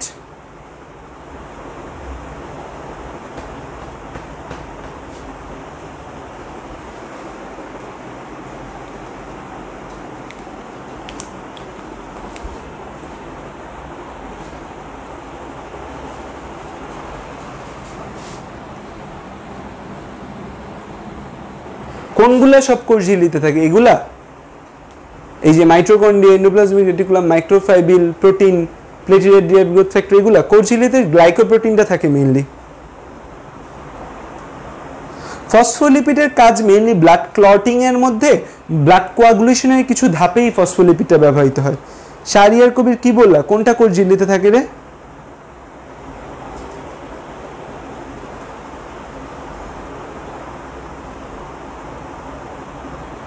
শাহরিয়ার কবির কি বলেছো, তোমার কথা আমি বুঝতে পারিনি।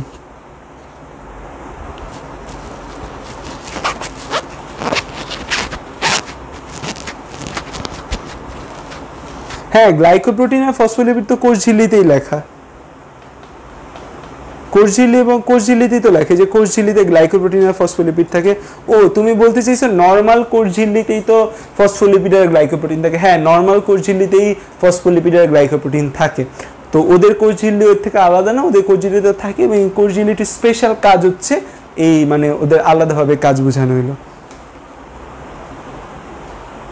এন্ডোথেলিয়ামের সাথে গ্লাইকোপ্রোটিন সংযুক্ত হবে শুধুমাত্র যখন, নর্মালি হবে না, যখন হচ্ছে যে আমাদের এই এন্ডোথেলিয়ামটা রাফ হয়ে যাবে বা কোনো কারণে এন্ডোথেলিয়ামটি উঠে যাবে, কোলাজেন চলে আসবে তখন। আচ্ছা, আমরা যাচ্ছি ওই দিকে, আগে আমরা হচ্ছে যে বুঝাই তোমাদের। ফাইব্রোব্লাস্ট, ফাইব্রোব্লাস্ট মানে কি বলো তো? ফাইব্রো মানে কথাটা সে ফাইবার থেকে, ব্লাস্ট মানে তৈরি হওয়া, নতুন করে যে ফাইবারগুলো তৈরি হবে তাদেরকে আমরা বলি ফাইব্রোব্লাস্ট। ব্লাস্ট মানে সবসময় মনে রাখবা বাচ্চা, ব্লাস্ট মানে কি বাচ্চা বা পরিস্ফুটনরত বা তৈরি হচ্ছে, তাকে আমরা বলি। ব্লাড কোয়াগুলেশন কি বোঝাবো, ব্লাড কোয়াগুলেশন বোঝাবো। ব্লাড কোয়াগুলেশন আমরা এখনো আসিনি। আচ্ছা, তো এবার আসো হচ্ছে আমাদের ব্লাড কোয়াগুলেশন, বা এটাকে আমরা বলতে পারি ব্লাড ক্লটিং। কোয়াগুলেশন মানে জমাট বাঁধা। কোয়াগুলেশন মানে কি? জমাট বাঁধা। ব্লাড কোয়াগুলেশন মানে কি? রক্ত জমাট বাঁধা। তার মানে রক্ত জমাট বাঁধার যে প্রক্রিয়াটা রয়েছে, এই রক্ত জমাট বাঁধার প্রক্রিয়াটাকে আমরা কি বলি? রক্ত জমাট বাঁধার প্রক্রিয়াকে আমরা বলি ব্লাড কোয়াগুলেশন। সো রক্ত জমাট বাঁধার যে প্রক্রিয়া রয়েছে সেই প্রক্রিয়াকে আমরা বলি ব্লাড কোয়াগুলেশন। সো আমরা এই ব্লাড কোয়াগুলেশন তাহলে বুঝবো। এখন রক্ত জমাট বাঁধার আগে বলতে হবে যে রক্ত কখন জমাট বাঁধবে। যখন আমাদের দেহে কোনো টিস্যু ইনজুরি হবে বা আমাদের ধমনী বা শিরা বা আমাদের কোনো জায়গায় কিছু কেটে যাবে, তখন সেই জায়গায় দিয়ে রক্ত জমাট বাঁধবে। আমাদের দেহে কিন্তু নর্মালি স্বাভাবিক অবস্থায় রক্ত জমাট বাঁধে না। আমাদের দেহে নর্মালি স্বাভাবিক অবস্থায় রক্ত জমাট বাঁধে না। তাহলে এটা প্রথম প্রশ্ন, যে দেহে স্বাভাবিক অবস্থায় কেন রক্ত জমাট বাঁধে না? অবস্থায় কেন রক্ত জমাট বাঁধে না? আমাদের দেহে কেন স্বাভাবিক অবস্থায় রক্ত জমাট বাঁধে না? এর এক নম্বর উত্তর বা এর অ্যান্সার বুঝতে হলে তোমার নদীর কথা চিন্তা করতে হবে। নদী মানে হচ্ছে রিভার, ঠিক আছে? তোমরা তো নদী বললে মেয়েদের নাম বুঝবা, ছেলেরা তো নদী মানে হচ্ছে রিভার। তো দেখা যায় এই যে রিভার বা নদী রয়েছে, এই নদী ধরো যেই নদীতে স্রোত আছে, খরস্রোতা নদী, সেই নদী কি কখনো আটকা যাবে? বা সেই নদীতে খরস্রোতা নদী হলে সেখানে কি কখনো দ্বীপ জন্মাবে? জন্মায় না নর্মালি, খরস্রোতা নদী যদি হয়। সো স্রোতের উপর ডিপেন্ড করে। ঠিক তেমনি আমাদের রক্তনালীর মধ্যে রক্ত প্রবাহ খুবই উচ্চ, অনেক উচ্চ রক্ত প্রবাহ থাকে। তার মানে এক নম্বর কারণ হচ্ছে যে আমাদের উচ্চ রক্ত প্রবাহ, উচ্চ রক্ত প্রবাহ। দুই নম্বর জিনিস হচ্ছে যে শুধু শুধু ভেজাল করার তো যেমন দরকার নেই, ঠিক তুমি শুধু শুধু কেন রক্ত জমাট বাঁধবে? এই এপিথেলিয়ামটা খুব মসৃণ থাকে, এপিথেলিয়ামটা খুব মসৃণ থাকে। সো এই যে আমাদের এন্ডোথেলিয়াম যেটা থাকে, এন্ডোথেলিয়াম বা এপিথেলিয়াম যাই বলো, রক্তনালীর এন্ডোথেলিয়াম আর এপিথেলিয়াম খুব মসৃণ থাকে। তার মানে মসৃণ এন্ডোথেলিয়ামের কারণে, মসৃণ এন্ডোথেলিয়াম থাকে, ঠিক আছে? তিন নম্বর যে কারণ সেটি হচ্ছে হেপারিন বিদ্যমান। হেপারিন আমরা জানি কোথা থেকে খরিত হয়? হেপারিন আমাদের বেসোফিল থেকে খরিত হয়, এবং যেটা কি করতে দেয় না, আমাদের রক্ত জমাট বাঁধতে দেয় না। এছাড়াও হেপারিন আমাদের এই যে এন্ডোথেলিয়াম আছে না, এই এন্ডোথেলিয়ামের লেয়ার থেকেও হেপারিন খরিত হয় কিছু, যা আমাদের রক্ত জমাট বাঁধতে দেয় না, ঠিক আছে? তারপর চার নম্বর যে জিনিসটা সেটা হচ্ছে যে স্বাভাবিক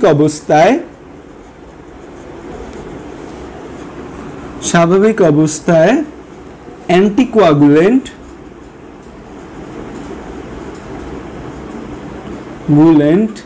is greater than procoagulant. Anticoagulant is greater than procoagulant. Anticoagulant মানে কি?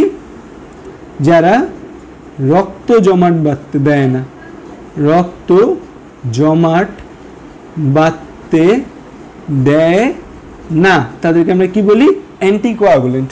আর প্রোকোয়াগুলেন্ট আমরা কাদের বলবো? যারা হচ্ছে রক্ত জমাট বাঁধায়, ঠিক আছে? তো নর্মাল অবস্থায় আমাদের রক্ত জমাট বাঁধতে দেয় না এরকম জিনিস বেশি, রক্ত জমাট বাঁধতে দেয় এরকম জিনিস কম। দ্যাটস ওয়াই আমাদের দেহে রক্ত জমাট বাঁধে না স্বাভাবিক অবস্থায়। কিন্তু আমাদের হাত পা যখন কেটে যাবে কোনো কারণে, হচ্ছে যে যখন আমাদের টিস্যু ইনজুর্ড হবে বা আমাদের ব্লাড ভেসেল ইনজুর্ড হবে, তখন দেখা যায় আমাদের প্রোকোয়াগুলেন্ট বেশি হয় অ্যান্টিকোয়াগুলেন্ট থেকে। তো আচ্ছা, তোমরা কমেন্টে ফাও পেঁচাল যদি পারো না, আমি ইম্পর্টেন্ট কমেন্ট দেখবো না, ঠিক আছে? সো ওই দ্বীপের হা এগুলা লাগবে না, দ্বীপের মতো থাকুক, ঠিক আছে? তো এখন তোমরা আমাকে একটা অ্যান্টিকোয়াগুলেন্টের নাম বলো, তোমাদের পড়াইছি তার মধ্যে একটা অ্যান্টিকোয়াগুলেন্টের নাম বলো। অ্যান্টিকোয়াগুলেন্টের নাম বলো যতটুকু তোমাদের পড়ানো হয়েছে।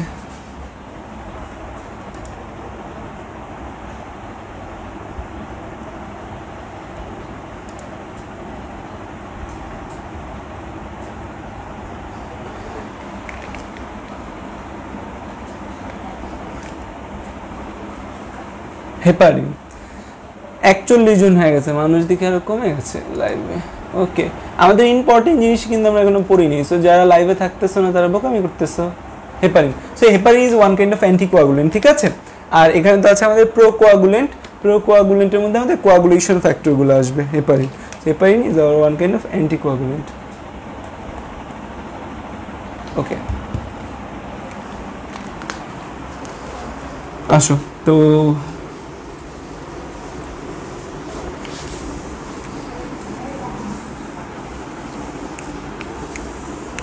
আচ্ছা, ক্লটিং নিয়ে আর অনেক কথা বলবো, এখন আমরা হচ্ছে ক্লটিং ফ্যাক্টর নিয়ে পড়বো। ক্লটিং ফ্যাক্টরস বা রক্ত জমাট বাঁধার ফ্যাক্টর। তো ক্লটিং ফ্যাক্টর নিয়ে প্রথমেই কথা বলতে গেলে, এই ক্লটিং ফ্যাক্টর একটা প্রোটিন। ক্লটিং ফ্যাক্টর একটা কি? প্রোটিন। সো আমরা জানি প্রোটিন আমাদের 4 টাইপের, albumin, globulin, প্রথমবিন, fibrinogen. So clotting ফ্যাক্টরগুলোর মধ্যে প্রথমবিন আর ফাইব্রিনোজেন নর্মালি চলে আসে, তার মানে প্রথমবিন আর ফাইব্রিনোজেন বাদ দিতে পারি। অ্যালবুমিন এবং গ্লোবিনের মধ্যে যদি চিন্তা করি তাহলে ক্লটিং ফ্যাক্টরগুলো কী হবে? অ্যালবুমিন না গ্লোবিউলিন? ক্লটিং ফ্যাক্টরগুলো গ্লোবিউলিন। এবং গ্লোবিউলিন 3 টাইপের আছে, আলফা, বিটা, গামা। সো মনে রাখবা আমাদের ক্লটিং ফ্যাক্টরগুলো হচ্ছে একটা বিটা গ্লোবিউলিন, গ্লোবিউলিন। এটা একটা গুরুত্বপূর্ণ এমসিকিউ। আমাদের ক্লটিং ফ্যাক্টরগুলো অ্যালবুমিন না গ্লোবিউলিন? ক্লটিং ফ্যাক্টরগুলো আমাদের গ্লোবিউলিন। এবং কোন ধরনের গ্লোবিউলিন? বিটা গ্লোবিউলিন আমাদের ক্লটিং ফ্যাক্টরগুলো, ঠিক আছে। ক্লটিং ফ্যাক্টর আমাদের রয়েছে মোট 13টা। কয়টা ক্লটিং ফ্যাক্টর রয়েছে? 13টা। আমরা জানি ক্লটিং ফ্যাক্টরগুলো কি কি? ফুল পরে টুপ করে, লও সবাই এক করে,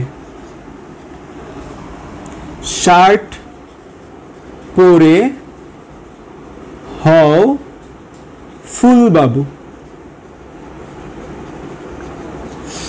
তো মামা বাড়ি ঘুরতে যাচ্ছিল কয়েকজন, ঠিক আছে, কয়েকজন মামা বাড়ি ঘুরতে যাচ্ছিল, বা এই যে তোমরাই ঘুরতে বেরিয়েছো, তোমরা তো হচ্ছে যে ফেসবুকে এখন ঘুরে ঘুরে বেড়াও। তো তোমরা ঘুরতে বেরিয়েছো, এখন হচ্ছে তোমরা একটা বাগানের মাঝখান দিয়ে যাচ্ছ, যাওয়ার পর দেখতেছো ফুল পড়তেছে। তখন তোমাদের দীপ সরকার বলে রাখলো ওই যে ফুল পড়তেছে টুপ টুপ করে, কিন্তু ফুল পড়ার তো আসলে কোনো শব্দ নেই, তাই ফুল পরে টুপ করে। তখন হচ্ছে আরেকজন বললো যে চলো সবাই একসাথে যাই, লাও সবাই এক করে। এবং সে যে গুজে যাইতে হবে সেটা বোঝানোর জন্য শার্ট পরে হও ফুলবাবু, ঠিক আছে। বিটা গ্লোবিউলিনটা হচ্ছে যে আমাদের প্রোটিন, ক্লটিং ফ্যাক্টরগুলো প্রোটিন। প্রোটিনের মধ্যে তো আমাদের মেইন 2 টাইপের প্রোটিন রয়েছে, অ্যালবুমিন এবং গ্লোবিউলিন। তো এরা আমাদের নর্মালি গ্লোবিউলিন। গ্লোবিউলিন তো 3 টাইপের হয়, আলফা, বিটা, গামা। ওরা কি? বিটা গ্লোবিউলিন, ঠিক আছে। তো ফুল পরে দ্বারা কি আসে? ফুল দ্বারা আসে হচ্ছে ফাইব্রিনোজেন। পরে দ্বারা আসে কি? প্রথমবিন। টুপ দ্বারা কি? Tissue thromboplastin.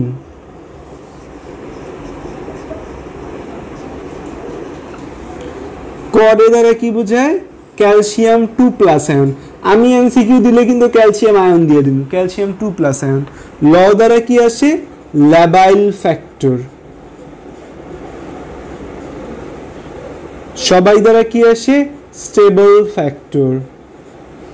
এক দ্বারা কি আসে? অ্যান্টি হিমোফিলিক ফ্যাক্টর এ।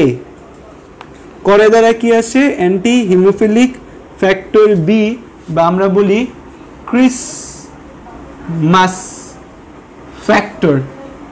আমরা কি বলি? Christmas factor. সো করে দ্বারা আসে মেনলি ক্রিসমাস ফ্যাক্টর, বা একে আমরা অ্যান্টি হিমোফিলিক ফ্যাক্টর বিও বলতে পারি। শার্ট দ্বারা আসে স্টুয়ার্ট ফ্যাক্টর। পরে দ্বারা আসে হচ্ছে হ দ্বারা আসে হচ্ছে হ্যাগম্যান ফ্যাক্টর। ফুলবাবু দ্বারা আসে হচ্ছে ফিব্রিন স্টেবিলাইজিং ফ্যাক্টর।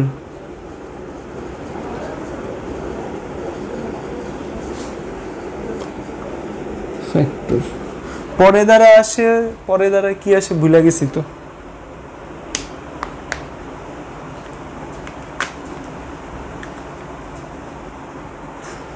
পরে দ্বারা কি এসেছে ভুলে গিয়েছে, আলিম স্যারের বই দেখতে হবে।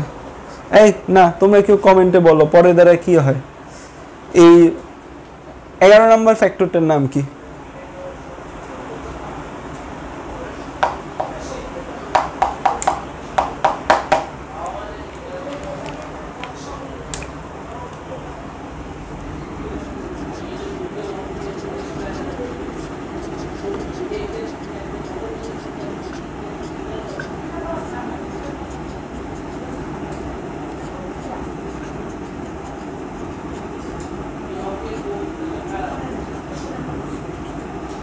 এই 11 নম্বর ফ্যাক্টর বলো।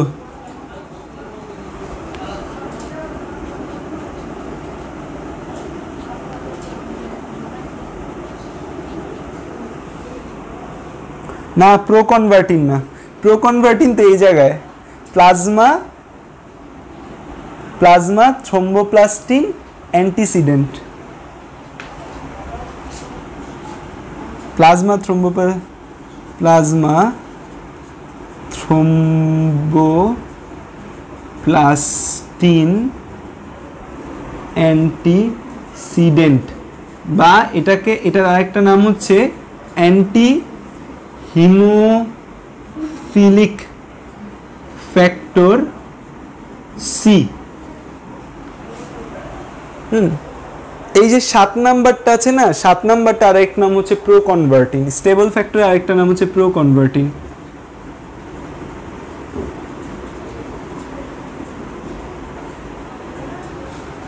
ওকে, সো এই কয়টা হচ্ছে আমাদের ক্লটিং ফ্যাক্টর, ঠিক আছে। তো এই কয়টা ক্লটিং ফ্যাক্টরের মধ্যে আমাদের প্রথম 4টা যে ক্লটিং ফ্যাক্টর রয়েছে, এই প্রথম 4টা ক্লটিং ফ্যাক্টরকে বলা হয় প্রাইমারি ক্লটিং ফ্যাক্টর। এই 4টা ক্লটিং ফ্যাক্টরের নাম আমাদের মনে রাখতেই হবে, এবং এই 4টা ক্লটিং ফ্যাক্টরের কোনো একটা যদি অনুপস্থিত থাকে তখন আমাদের রক্ত জমাট বাঁধবে না। এই কয়টা হচ্ছে 4টার যদি কোনো একটা না থাকে তাহলে আমাদের রক্ত জমাট বাঁধবে না। আর এইখানে একটা জিনিস মনে রাখতে হবে, এই 6 নম্বর ক্লটিং ফ্যাক্টর আমাদের ডাজ নট এক্সিস্ট, এই 6 নম্বর ক্লটিং ফ্যাক্টর আমাদের নাই, does not. 6 number clotting factor বলতে আমাদের কোনো কিছু থাকে না। 6 নম্বর ক্লটিং ফ্যাক্টর যেহেতু আমাদের থাকে না, সো এটা একটা ঝামেলা, 6 নম্বর ক্লটিং ফ্যাক্টর আমাদের মধ্যে নাই, so 6 number clotting factor does not exist. তো এখন কথা হচ্ছে তাহলে 13টা কেন বললো, 12টা বললেই তো পারতো না। কিছু কিছু নিম্ন প্রজাতির প্রাণীর মধ্যে বা মানুষ ছাড়া যে অন্যান্য স্তন্যপায়ী প্রাণী আছে, কিছু কিছু স্তন্যপায়ী প্রাণীর মধ্যে 6 নম্বরটা পাওয়া যায়, মানুষের মধ্যে কখনোই 6 নম্বরটা পাওয়া যায় না। তার মানে মানুষের জন্য ক্লটিং ফ্যাক্টর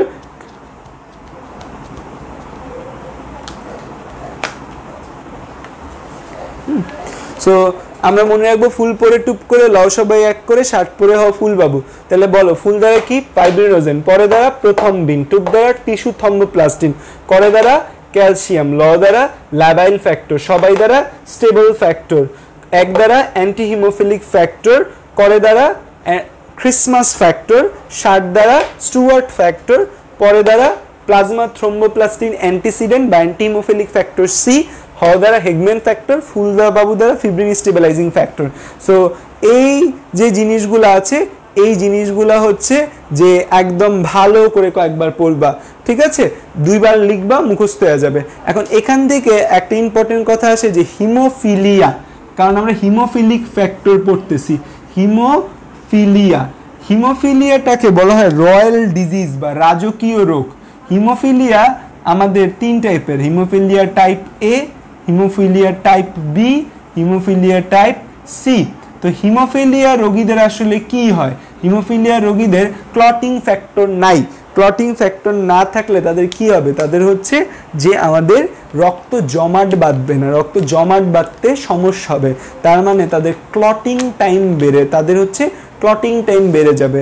কারণ হচ্ছে কি, তাদের একটা ক্লটিং ফ্যাক্টর অনুপস্থিত। টাইপ এ হলে কয় নম্বর ক্লটিং ফ্যাক্টর অনুপস্থিত? 8 নম্বর। টাইপ বি হলে কয় নম্বর ক্লটিং ফ্যাক্টর উপস্থিত? 9 নম্বর।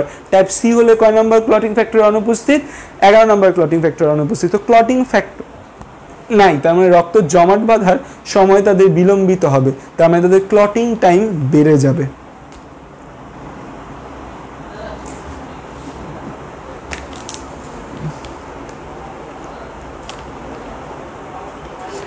আলিম স্যারের বই দেখা লাগবে না, আলিম স্যারের বই কি আছে না আছে সবকিছু ঠিক নেই ওনার বই, আলিম স্যারের বই যা ইচ্ছা তা থাকুক।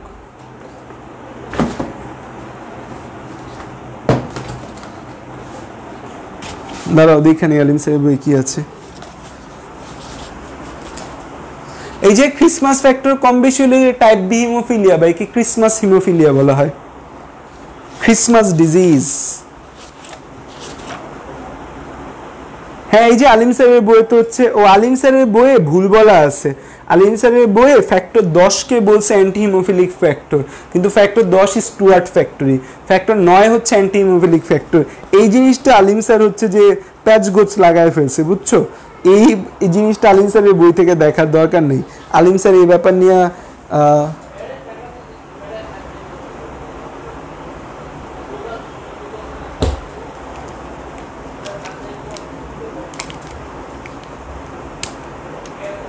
আর এই ল্যাবাইল ফ্যাক্টরের আরেকটা নাম হচ্ছে প্রো এক্সিলারিন। টাইপ এ, টাইপ দেখে কিভাবে বুঝলাম, এই যে খেয়াল করো টাইপ এ, টাইপ এ নামের সাথে কি মিলতেছে খেয়াল করো তো, এই টাইপ এ এর সাথে অ্যান্টি হিমোফিলিক ফ্যাক্টর এ, তার মানে টাইপ এর সাথে আমরা বুঝতে পারলাম না যে টাইপ এ মানে কি, এই 8 নাম্বার ফ্যাক্টর নাই। টাইপ এ মানে কি, কোন ফ্যাক্টর অনুপস্থিত, 8 নাম্বার ক্লটিং ফ্যাক্টর অনুপস্থিত। কারণ কি হিমোফিলিয়া টাইপ এ কোনটা অনুপস্থিতে, অ্যান্টি হিমোফিলিক ফ্যাক্টর টাইপ এ অনুপস্থিতির কারণে আমাদের হিমোফিলিয়া টাইপ এ হয়েছে।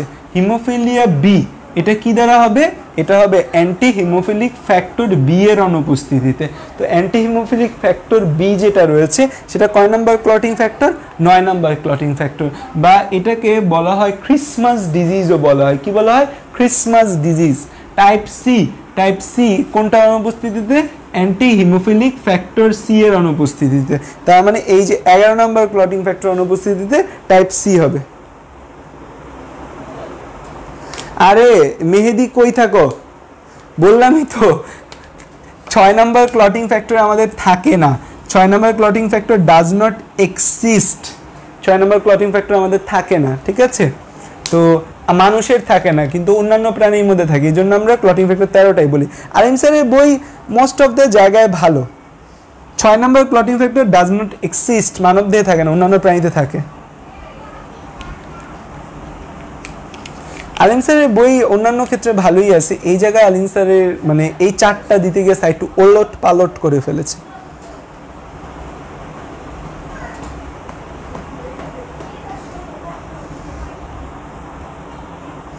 অকা লেখা শেষ হয়েছে।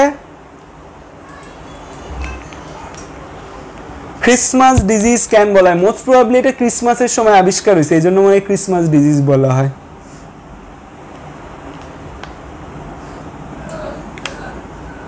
এখানে এটাকে রোমান হরফে আইডেন্টিফাই করছে, মোস্ট প্রবাবলি এটা হচ্ছে যে রোমে বা রোম দেশে প্রথম আবিষ্কার হয়েছে, এই জন্য এটাকে রোমান হরফে নামকরণ করা হয়েছে। 6 নাম্বার ক্লটিং ফ্যাক্টর কেন থাকে না, আচ্ছা 5 6 নাম্বার ক্লটিং ফ্যাক্টর কেন থাকে না, মানবদেহের ভেতর 6 নাম্বার ক্লটিং ফ্যাক্টর পাওয়া যায়নি, কারণ আমাদের ব্লাড কোয়াগুলেশনের জন্য যে ফ্যাক্টরগুলো দরকার বা আমাদের যে বিটা গ্লোবিউলিন থেকে যে এই যে কোয়াগুলেশন ফ্যাক্টরগুলো তৈরি হয়েছে, তৈরি হওয়ার সময় 6 নাম্বারটা তৈরি হয় নাই, বা বিটা গ্লোবিউলিনের মধ্যে 6 নাম্বার জিনটা ছিল না।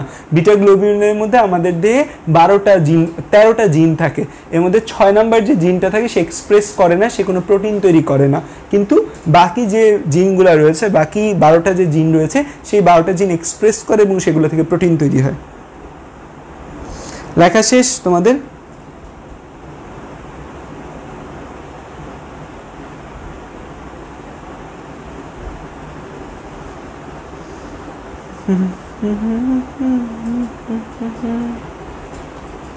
তোলা হয়েছে জিনিসটা ঠিক মতো?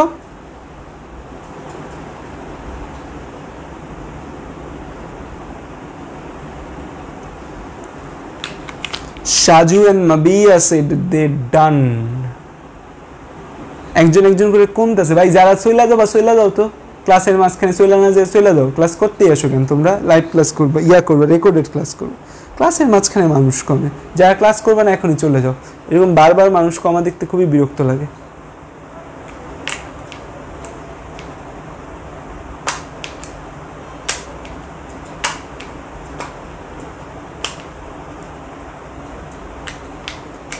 কোথায় নাম্বারিং এ ভুল? 1 2 3 4 5 6 নাই 7 8 9 10 11 12 13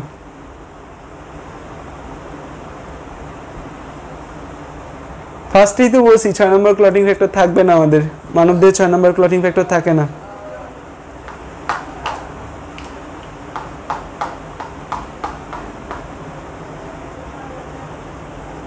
আচ্ছা লেখা একটু পর বড় করবো না, সমস্যা নেই, বাট এখানে তো আসলে বেশি লেখার সুযোগ ছিল না, আমি কি করবো? আমার দোষ, খালি তোমরা আমার দোষ দাও। আচ্ছা ওকে,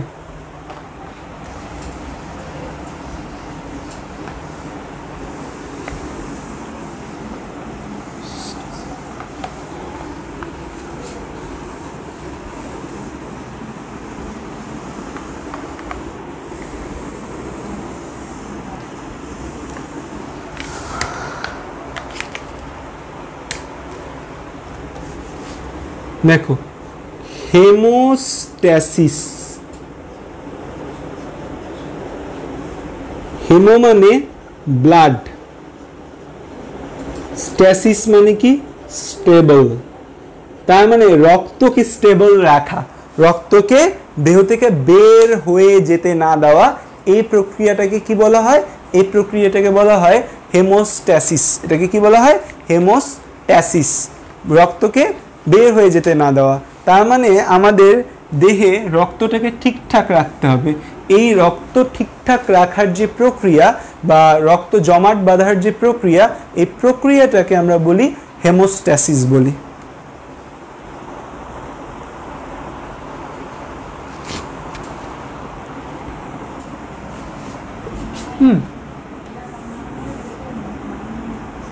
রক্ত জমাট বাঁধার প্রক্রিয়া, তার মানে রক্ত জমাট বাঁধার প্রক্রিয়াকে আমরা কি বলি? রক্ত জমাট বাঁধার প্রক্রিয়াকে আমরা বলি ব্লাড কোয়াগুলেশন। এবং হেমোস্ট্যাসিস মানে আমাদের বডিতে ব্লাডটাকে স্টেবল রাখা, আমাদের বডিতে রক্তের পরিমাণটাকে স্টেবল বা যতটুকু রয়েছে ততটুকু রক্ষা করাকে আমরা কি বলি? হেমোস্ট্যাসিস। যে যতটুকু ব্লাড রয়েছে সেই ব্লাডটা যেন বেশি বের না হয়ে যায়, কারণ আমাদের দেহ থেকে যদি বেশি ব্লাড বের হয়ে যায় তখন কিন্তু আমাদের ভাইটাল অর্গান বা ইম্পর্টেন্ট যে অর্গানগুলো রয়েছে সেই ইম্পর্টেন্ট অর্গানগুলোতে আমাদের ঠিক মতো আমাদের ব্লাড পৌঁছাবে না। সো দ্যাটস ওয়াই হচ্ছে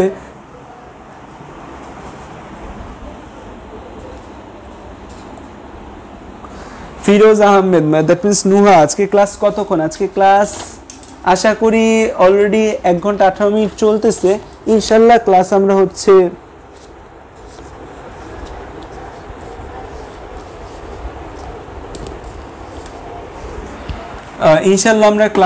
যে 2 ঘন্টার মতো চালাবো। খেয়াল করো, হেমোস্ট্যাসিস এবং ব্লাড কোয়াগুলেশন দুইটার মধ্যে পার্থক্যটা আসলে কি? হেমোস্ট্যাসিস এবং আরেকটা কথা আছে হচ্ছে ব্লাড কোয়াগুলেশন, এই দুইটার মধ্যে একটা প্রচ্ছন্ন পার্থক্য আছে। ব্লাড কোয়াগুলেশন মানে হচ্ছে যে আমাদের দেহের কোনো জায়গায় একটা ক্ষতস্থান হয়েছে, আমাদের দেহের কোথাও। এই ক্ষতস্থান হইলে সেই ক্ষতস্থানটাকে পূরণ করে বা ক্ষতস্থানের জায়গায় কিছু রেখে সেই রক্ত পড়াটাকে বন্ধ করতে হবে। এই যে কোনো ক্ষতস্থানে প্লেটিলেট জমা হয়ে প্লেটিলেটের উপর একটা ফাইব্রিন জাল জমা হয়, প্লেটিলেটের উপর একটা ফাইব্রিন জাল জমা হয়, প্লেটিলেট এবং তার উপর ফাইব্রিন জাল জমা হয়ে আমাদের এই একটা ক্লট বা একটা এরকম বদের মতো অংশ তৈরি হয়, যেটা আমাদের এই ফুটাটাকে বন্ধ করে দেয়। এই যে রক্ত পড়াটাকে বন্ধ করার যে প্রক্রিয়া, এই প্রক্রিয়াটাকে বলা হয় blood coagulation. That means blood coagulation মানে কি? ব্লাড কোয়াগুলেশন মানে হচ্ছে রক্ত জমাট বাঁধার প্রক্রিয়া। তার মানে রক্ত জমাট বাঁধার যে প্রক্রিয়া আছে তাকে আমরা বলি blood coagulation. So blood coagulation মানে হচ্ছে রক্ত জমাট বাঁধার প্রক্রিয়া। আর হেমোস্ট্যাসিস মানে তাইলে আসলে কি? হেমোস্ট্যাসিস মানে হচ্ছে রক্ত জমাট বাঁধার পুরো প্রক্রিয়াটা, মানে ফুল ব্লাড কোয়াগুলেশন আমাদের কোথায় পড়ে গেছে? হেমোস্ট্যাসিসের মধ্যে পড়ে গেছে। এবং রক্ত জমাট বাঁধার পর এই যে ক্ষতিগ্রস্ত এন্ডোথেলিয়াম আছে না, যে টিস্যুটা ছিঁড়ে গেছে, সেই টিস্যুর পুনর্গঠন। তার মানে হচ্ছে যে রক্ত জমাট বাঁধা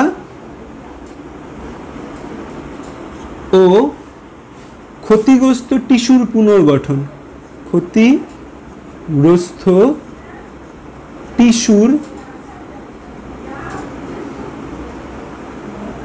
পুনর্গঠন। যে রক্ত জমাট বাঁধা প্রক্রিয়া কি হবে, যে আমাদের এই রক্ত পড়াটা বন্ধ হইলো, জাস্ট বন্ধ হওয়ার যে প্রক্রিয়াটা আছে সেই প্রক্রিয়াটাকে আমরা কি বলি, ব্লাড ক্লটিং। যে সে একটা ক্লট জমা এখানে রক্ত জমাট পড়া বন্ধ করে দিল। আর এই জমাট বাঁধার পরে যে ক্ষতিগ্রস্ত যে টিস্যুটা, যে জায়গার ধমনীটা কেটে গেছে বা যে শিরাটা কেটে গেছে, সেই ধমনী বা শিরাটাকে ঠিক করা, ক্ষতিগ্রস্ত টিস্যুর পুনর্গঠন করা, পুরো প্রক্রিয়াটাকে একসাথে কি বলি, হেমোস্টেসিস। সো হেমোস্টেসিসের ভেতরে একটা ধাপ হচ্ছে ব্লাড কোয়াগুলেশন।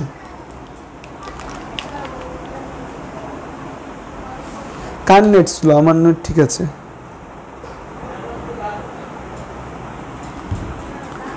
গোমিওস্টেসিস বলতে কিছু নেই, গোমিওস্টেসিস না, এটা হেমোস্টেসিস হবে।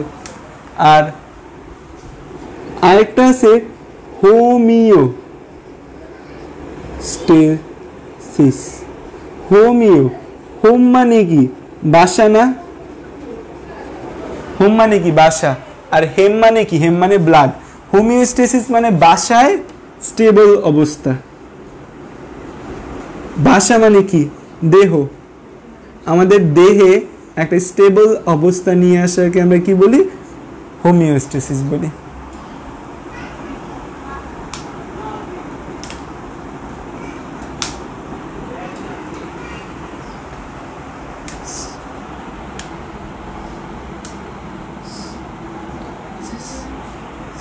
হোমিওস্ট্যাসিস। আচ্ছা, এটা কি স্ট্যাসিসও লেখা যায়? স্ট্যাটিস না, সিসি হবে, ঠিক আছে, সরি। হোমিওস্ট্যাসিস।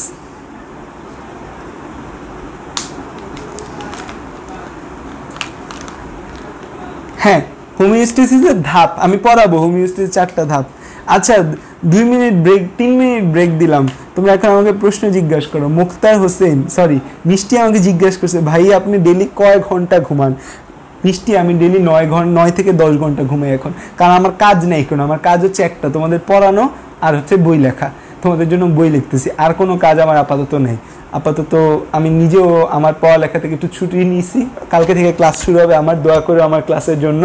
সো এটা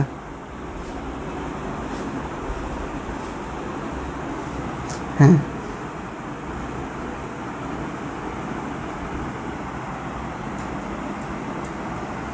কে জেএম প্রমা 3 ঘন্টা ঘুমাও ডেলি? আমি অনেক ঘুমাই, আমার ঘুমাইতে অনেক ভালো লাগে। না, ব্লাড ক্লটিং এর জন্য যে অক্সিজেন ম্যান্ডেটরি এরকম কিছু না। থ্রম্বোকাইনেজ একটা enzyme. Thrombokinase is an enzyme. আচ্ছা, আমি রাতের 3টায় অ্যাক্টিভ থাকি। আচ্ছা, রাত 3টায়। কালকে আমি কখন ঘুমাইছি জানো? কালকে আমি ঘুমাইছি ফজর নামাজ পড়ে। কালকে হচ্ছে যে ঘুম আসতেছিল না 2টার পর। তারপর করলাম কি, আমি হচ্ছে যে একটু রান্না বান্না শেখার চেষ্টা করতেছিলাম। তো আমি একটা রান্না খুব ভালো পারি, সেটা হচ্ছে স্যুপ নুডলস বানাইতে। স্যুপ নুডলস বানানো মানে কি, স্যুপ নুডলস বানানো হচ্ছে পানি দিবা, পানির মধ্যে হচ্ছে যে পানি গরম হবে, গরম হওয়ার পর একটা নুডলস ঢেলে দিবা, ঢেলে দেওয়ার পর তারপর হচ্ছে যে তার উপর একটু মশলা ছিটাই দেবো, যে নুডলসের মশলা, একটা ডিমও দিবা। যদিও ডিম ফাটাইতে আমার অনেক কষ্ট হয়। তো হচ্ছে আমি স্যুপ নুডলস বানাইতে পারি, বাট হচ্ছে ধরো 10 বার বানাইলে 9.5 বারই স্যুপ নুডলস খাওয়া যায় না। আমি নিজেই খাইতে পারি না, হাফ খায় রাইখা দিই, যে আর খাওয়া যাচ্ছে না, এত বাজে সিচুয়েশন। তো ক্ষুধা লাগছে প্রচুর, কী করবো, তো স্যুপ নুডলস বানাইলাম, স্যুপ নুডলস বানায় খাইলাম। খাওয়ার পর হচ্ছে নামাজ পড়ে তারপর ঘুমাইছি 4টার দিকে। তো 4টার দিকে ঘুমাইছি, 4টার দিকে ঘুমায় ঘুম থেকে উঠছি 1টা বাজে। কয় ঘন্টা হয়েছে এবার ঘুমে হিসাব করো?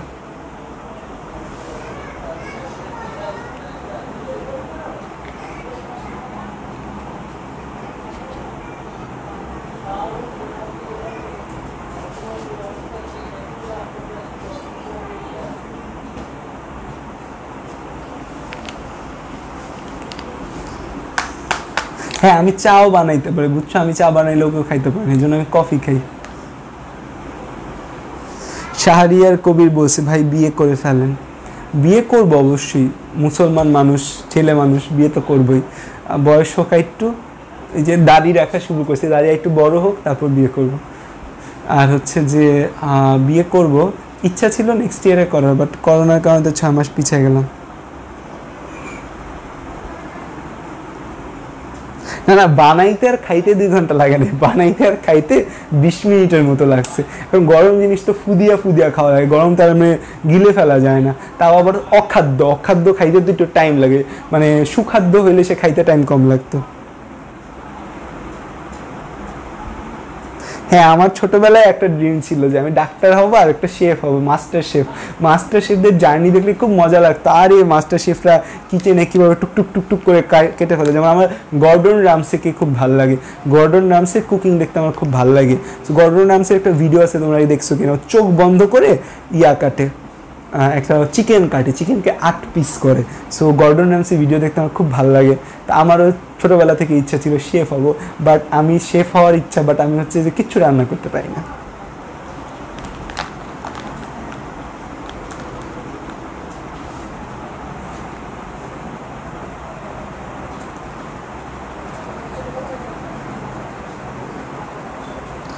হেমোস্ট্যাটিক প্লাক কি বুঝাবো মা বিয়া? আচ্ছা, সো কথাবার্তা শেষ। তোমাদের সময় কতক্ষণ ঘুমাতাম? মানে অ্যাজ এ স্টুডেন্ট তোমাদের সর্বোচ্চ 6 থেকে 7 ঘন্টার বেশি ঘুমানো উচিত না নর্মালি। আমারও দেখো আমি কিন্তু 7 ঘন্টার বেশি ঘুমাইনি। তো 6 থেকে 7 ঘন্টা ঘুমানো উচিত এবং তোমাদের টাইমটি ইফেক্টিভলি ইউজ করা উচিত। চিন্তা করে দেখো, আমি এখন টাইম ইফেক্টিভলি ইউজ করি আর না করি সেটা খুব বেশি কিছু যায় আসে না, বাট তোমরা তোমাদের টাইম যদি ইফেক্টিভলি ইউজ না করো সেটা কিন্তু খুব বেশি যায় আসে। আমি মোটামুটি MBBS লাইনে চান্স পেয়ে গেছি, এখন আমি দেখা যায় যদি একটু কমও যদি পড়ালেখা করি তাও ঠেলে মেডিকেল পাস করে যাব, যদি আমার ইচ্ছা ঠেলে পাস করা না। রিসেন্টলি তোমাদের পড়ানোর জন্য দেখা যায় যে এখন একটু পড়ালেখায়, যেমন তোমরাও এতদিন কিন্তু পড়ো নাই, তোমাদের এই যে আমার কাছে পড়া হচ্ছে বা অন্য কারো কাছে পড়া হচ্ছে, ঠেলায় পড়তেছো, ঠেলা না দিলে কিন্তু পড়া হয় না।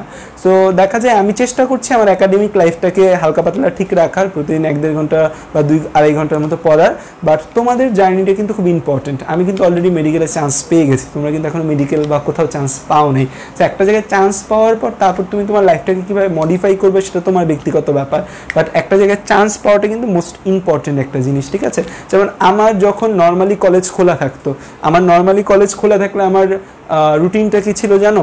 আমার কলেজে ক্লাস শুরু হয় 7টা বাজে, মানে মেডিকেলের ক্লাস নর্মালি 7টায় শুরু হয়, 3rd ইয়ার থেকে।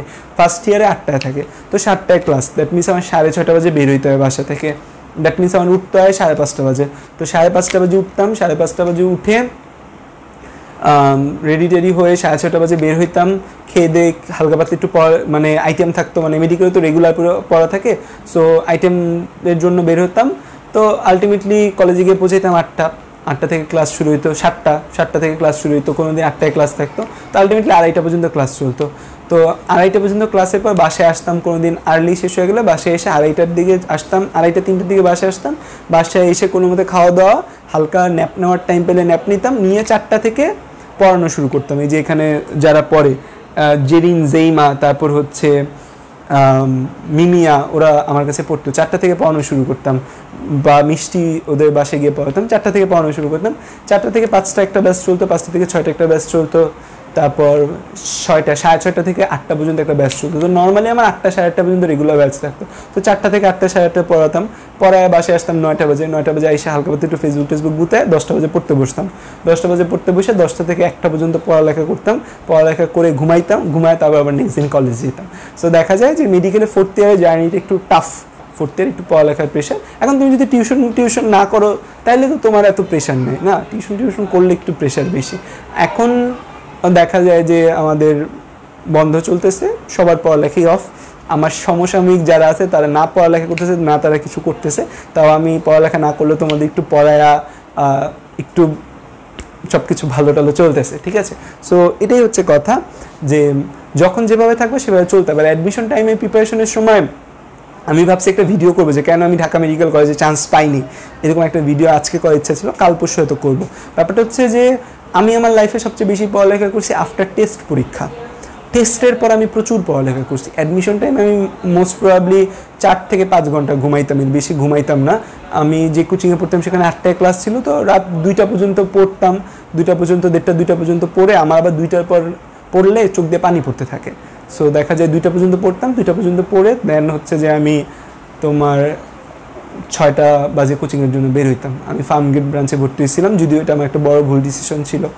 সো এটা হচ্ছে একটা কথা। তো অ্যাডমিশন টাইমে প্রচুর পড়ালেখা করছি। অ্যাডমিশন টাইমে তো লক্ষ্য থাকতো 12 থেকে 16 ঘন্টা ডেলি পড়ার।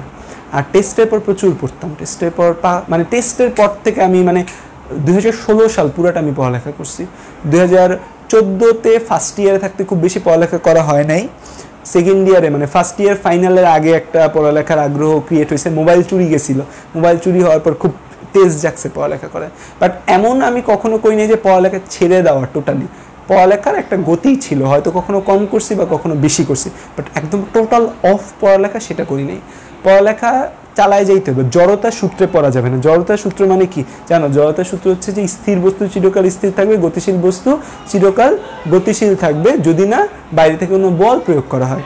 গতিশীল বস্তু সমবেগে গতিশীল থাকবে, তাই না? সো তুমি যদি জড়তার সূত্রে পড়ে যাও তাহলে তো বিপদ। তুমি যদি পড়ালেখা না করার জড়তার সূত্রে পড়ে যাও তাহলে বিপদ না? সো আমি এই জন্য পড়ালেখা না করার জড়তার সূত্রে কখনো পড়িনি, অলওয়েজ পড়ালেখা করার সূত্রেই ছিলাম, যে করতাম হয়তো কখনো কম কখনো বেশি, এটা ফ্যাক্ট ছিল। আর আমার একটা ভালো গুণ ছিল, যেটা ধরো আমি টিচারদের বাসায় যখন পড়তাম তারা যখন যা বলতো সেটা আমি একদম ক্যাপচার করে নিতাম। মানে আমার শুনলে বেশি মনে থাকে, তোমাদের কারো কি জানি না, মানে আমার পড়ার থেকে শুনলে বেশি মনে থাকে। এবং আমি একটা জিনিস সবসময় করতাম, টিচারদের বাসায় যখন পড়তাম রেসপন্স করতাম। একটা টিচার মুখে যা বলতো তার কথা শুনে আমি নিজে নিজে মুখে বলার চেষ্টা করতাম। সো আমার লিসেনিংও হতো, স্পিকিংও হতো, সেই স্পিকিংটা আবার শুনতাম, দ্যাট মিনস 2 বার শোনা হতো। সো দ্যাটসে আমার মেমোরাইজেশন ভালো থাকতো।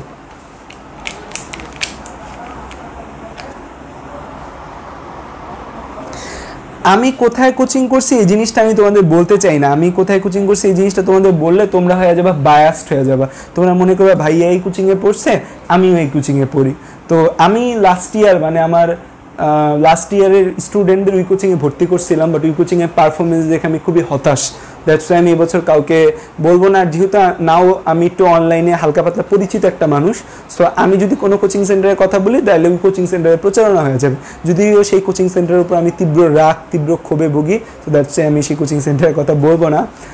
কিছু ঝগড়াঝাটি হয়েছিল ওই কোচিং সেন্টারের সাথে, সো এই জন্য কোচিং সেন্টারের নাম বলতে চাই না। আর তোমরা একটা জিনিস মনে রাখবে, সব কোচিং সেন্টারে ভালো, রেটিনা বলো, উদ্ভাস বলো, মেডিকো বলো, যে কোচিং সেন্টার, সব কোচিং সেন্টারে ভালো, কোনো কোচিং সেন্টারে খারাপ না। আর অ্যাডমিশন টেস্টে জীবনে তুমি কোচিং সেন্টার দিয়ে চান্স পাবে না। অ্যাডমিশন টেস্টে চান্স পাইতে হবে নিজের পয়সা। কোচিং সেন্টারে কিচ্ছু পড়ায় না, কিচ্ছু পড়ায় না। কোচিং সেন্টারে পরিপাক চাপটা তোমাকে একদিনে পড়াবে, রক্ত সঞ্চালন চাপটা তোমাকে একদিনে পড়াবে।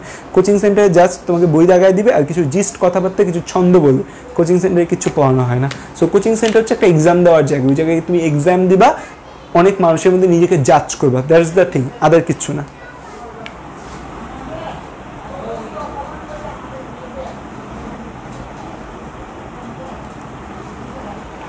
আমার প্রফের রেজাল্ট কি জিজ্ঞাসা করছে? আমার প্রফের রেজাল্ট হচ্ছে যে আমি 2টা প্রফ পরীক্ষা দিয়েছি, এই পর্যন্ত কোনো প্রফে ফেল করিনি। এটা হচ্ছে মেডিকেলের জন্য একটা খুব গুরুত্বপূর্ণ রেজাল্ট।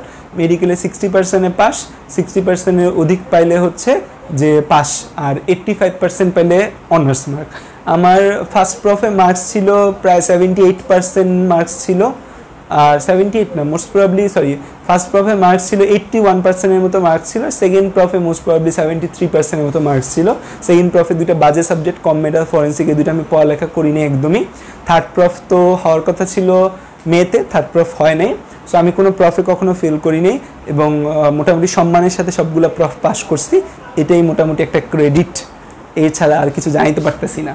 আমার ফ্রেন্ডদের নিয়ে যে একটা লাইভ করা হয়েছিল, সে ফ্রেন্ডরা সেকেন্ড প্রফে প্লেস করছিল, মানে তারা অনার্স পাইছিল সেকেন্ড প্রফে, যেটা আমি পাইনি। অনার্স বলা হয় 85% প্লাস মার্ক পেলে সেটাকে অনার্স মার্ক বলা হয় মেডিকেলে। মেডিকেলে 2টা জিনিস আছে, একটা পাস একটা ফেল। তো আমরা মেডিকেলে পাস করাটাকেই সবচেয়ে গুরুত্বপূর্ণ জিনিস ধরি, কারণ 60% মার্কসে মেডিকেলে পাস। এবং মেডিকেলে ফেল করা প্রবণতা আগে অনেক বেশি ছিল, রিসেন্ট ইয়ার্সে মেডিকেলে ফেল সংখ্যাটা অনেক কমে আসছে।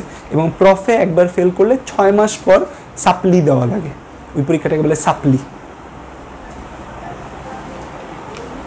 আর আমার এইচএসসি রেজাল্ট হচ্ছে, আমি সবসময় মধ্যবিত্ত স্টুডেন্ট, মানে খুব আহামরি ট্যালেন্টেড মানুষ না। তোমরা যেসব আহামরি ট্যালেন্টেড মানুষকে ফলো করো, I am not like that, আমি মধ্যবিত্ত স্টুডেন্ট। তো আমার যতগুলো পরীক্ষা ছিল, পিএসসি, জিএসসি, এসএসসি, এইচএসসি, সবগুলোর মধ্যেই গোল্ডেন ছিল, বা সবগুলোর মধ্যেই পিএসসি ছিল না, আমাদের সময় বৃত্তি পরীক্ষা ছিল, মানে সবগুলাই বৃত্তি পাইছি, মানে সবগুলোর মধ্যেই মানে জেএসসি এসএসসি এইচএসসিতে গোল্ডেন ছিল, এতটুকু বলা যায়। না না, প্রফে ফার্স্ট হইনি। প্রফে ফার্স্ট হওয়াটা মানে এখানে অনেকগুলো গেম চলে প্রফের মধ্যে, বুঝছো, যে অনেকগুলো গেম চলে, সো গেমের অংশ হতে পারি নাই।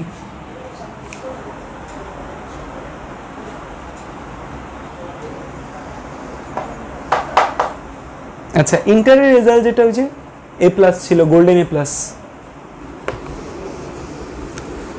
মার্কস আমাদের সময় মনে হয় মার্কস দিছিল কত, 1190 না 91 মতো মার্কস ছিল, মোস্ট প্রবাবলি 1300-তে।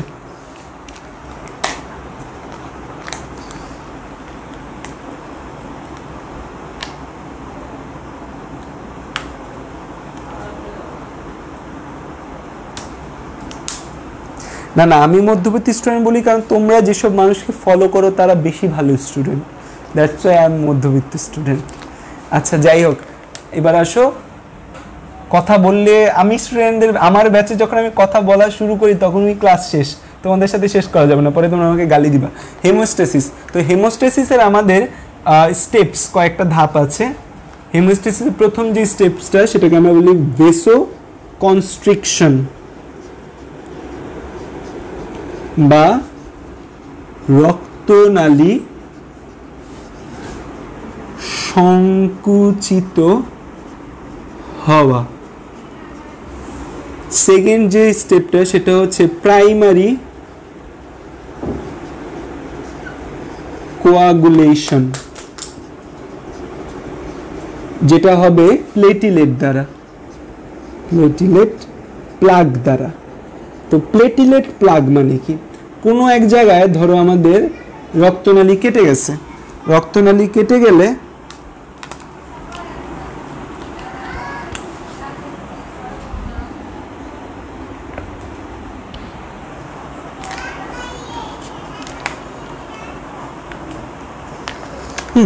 তো প্লেটিলেট বা অনুচক্রিকা যারা আছে, এই প্লেটিলেট বা অনুচক্রিকাগুলা ধরো এই একটা জায়গায় এই ক্ষতস্থানে এসে প্লেটিলেট বা অনুচক্রিকা জমা হয়। এই যে ক্ষতস্থানে এসে প্লেটিলেট বা অনুচক্রিকা জমা হয়, জমে এরকম একটা মন্ডের মতো তৈরি করে বা একটা গুচ্ছের মতো তৈরি করে, তাকে আমরা বলি প্লেটিলেট প্লাগ। তাহলে 2 নম্বর যে জিনিসটা সেটাকে বলে প্লেটিলেট প্লাগ ফর্মেশন। 3 নম্বর যে জিনিসটা সেটাকে আমরা বলি সেকেন্ডারি কোয়াগুলেশন। এটা হয় হচ্ছে আমাদের কোয়াগুলেশন ক্যাসকেড দিয়ে, কোয়াগুলেশন ক্যাসকেড। কোয়াগুলেশন ক্যাসকেড মানে ক্যাসকেড, ক্যাসকেড মানে হচ্ছে শিকলের মতো অনেকগুলা ধাপের মাধ্যমে কোয়াগুলেশন হয়, তার মানে অনেকগুলো ধাপের মাধ্যমে হয়।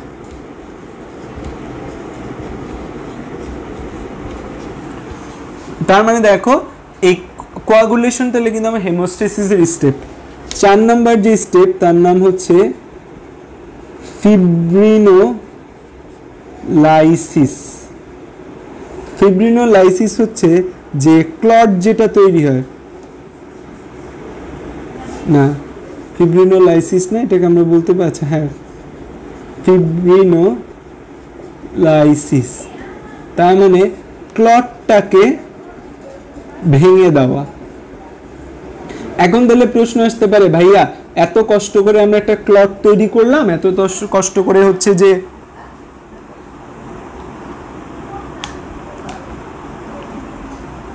কি প্রশ্ন করতেছো তোমরা, কি নিয়ে ঝগড়া করতেছো? জেএম প্রমা কি নিয়ে ঝগড়া করতেছে?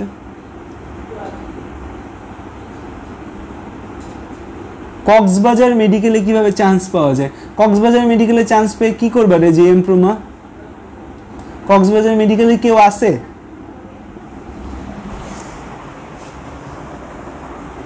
কক্সবাজার মেডিকেলের কাউকে কি পছন্দ করো যে যার সাথে দেখা করার জন্য বা তার সাথে পড়ার জন্য তোমার কক্সবাজার মেডিকেল কলেজে চান্স পেতে হবে?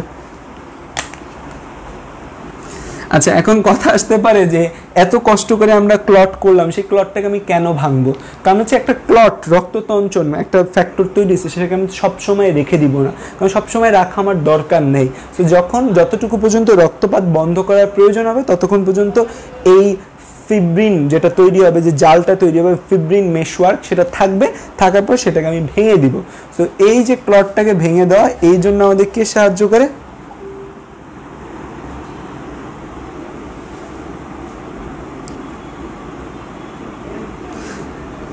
তো এই ক্লটকে ভেঙে দিতে একটা এনজাইম সাহায্য করে, তার নাম হচ্ছে প্লাজমিন। এই ক্লটটাকে ভাঙতে কে সাহায্য করে? এই ক্লটটাকে ভাঙতে সাহায্য করে প্লাজমিন।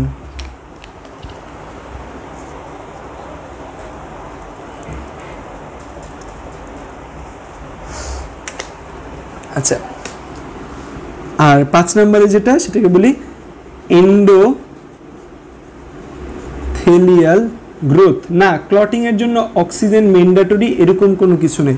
ক্লটিং পাথওয়ের মধ্যে বা ব্লাড কোয়াগুলেশনের কোনো ক্যাসকেডের মধ্যে, কোনো স্টেপের মধ্যে অক্সিজেন লাগে সেরকম কোনো ব্যাপার পাওয়া যায় নাই। বাট হচ্ছে যে কিছুটা হয়তো লাগতে পারে, বাট আমি দেখিনি কখনো হচ্ছে যে ব্লাড কোয়াগুলেশনের কোনো ধাপে অক্সিজেন প্রয়োজন হয়। প্লাজমিন একটা এনজাইম।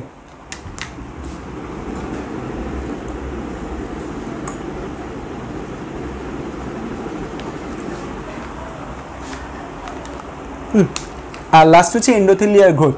তো এই পুরো 5টা স্টেপের মধ্যে কি হবে? 5টা স্টেপের মাধ্যমে আমাদের রক্ত পড়া যে আছে, রক্ত পড়াটাকে টোটালি অফ করবে। রক্ত পড়াকে কি করবে? টোটালি অফ করবে।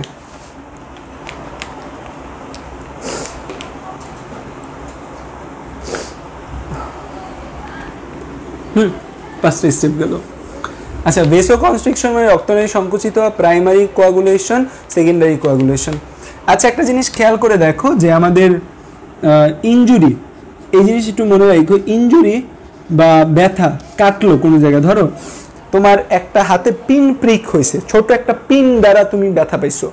ওই পিন প্রিক যদি হয় তোমার হাতে, ছোট একটা ছিদ্র হয়েছে, আমাদের অনেক সময় ছোট ছিদ্র হয় না সেফটি পিন দ্বারা, আমি এটা গুতা খাও না, তো এই যে পিন প্রিক, যারা হিজাব পরে তারা তো সেফটি পিন দিয়ে গুতা খায় মাস্ট, তো আমাদের এই যে পিন প্রিক মানে ছোট একটা ফুটা হলে, তখন সে জায়গায় প্রাইমারি কোয়াগুলেশন হইলে ঠিক আছে, প্লেটিলেট প্লাক ফর্মেশন হবে, জায়গায় জাস্ট প্লেটিলেটের জমে রক্ত জমাট পড়া বন্ধ করে দিবে।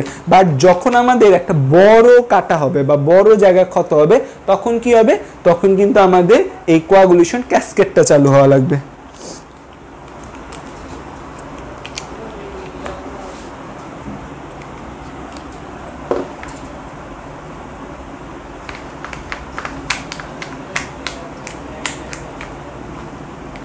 অ্যাডমিশন টাইমে গোল্ডেন পাওয়া আর হচ্ছে যে এ প্লাস পাওয়ার মধ্যে মেডিকেল ফিল্ডে তেমন কোনো পার্থক্য নেই।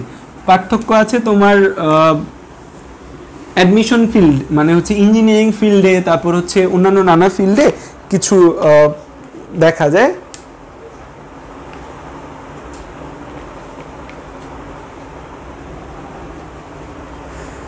আচ্ছা দেখো, তো ধরো তোমার এই রক্তনালী, ঠিক আছে, এই রক্তনালীর ভেতর এরকম একটা রক্তনালী থাকে আমাদের। এই রক্তনালীর ভেতর এই যে জিনিসগুলো থাকে, এগুলোকে আমরা বলি কোলাজেন। এগুলোকে আমরা কি বলি? কোলাজেন। কোলাজেন টিস্যু থাকে। এই উপরের যে লেয়ারটা আছে, এই উপরের লেয়ারটাকে আমরা বলি এন্ডোথেলিয়াম। এটাকে আমরা কি বলি? এন্ডোথেলিয়াম।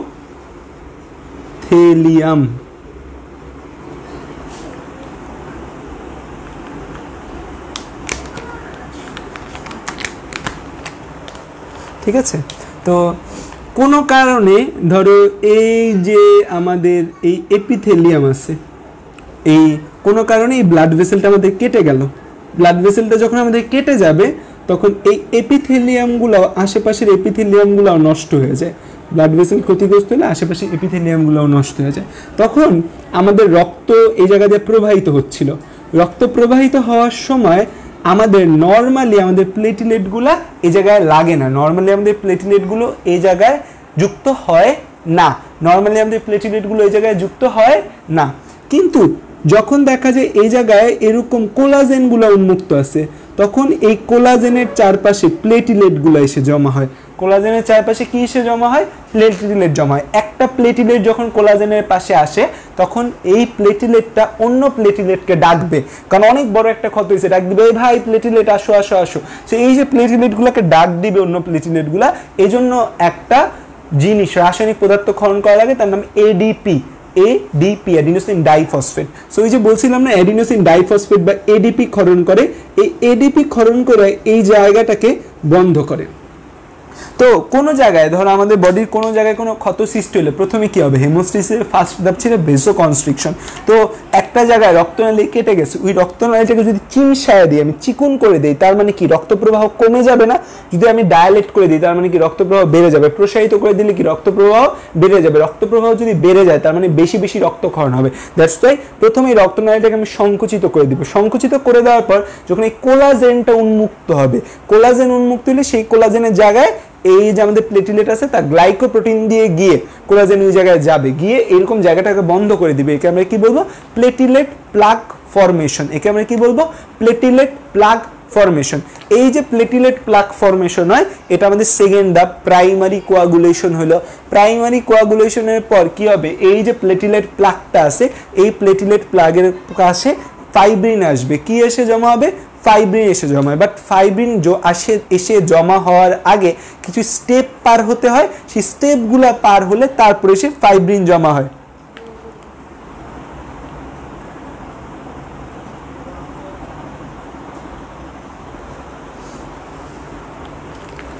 তো এই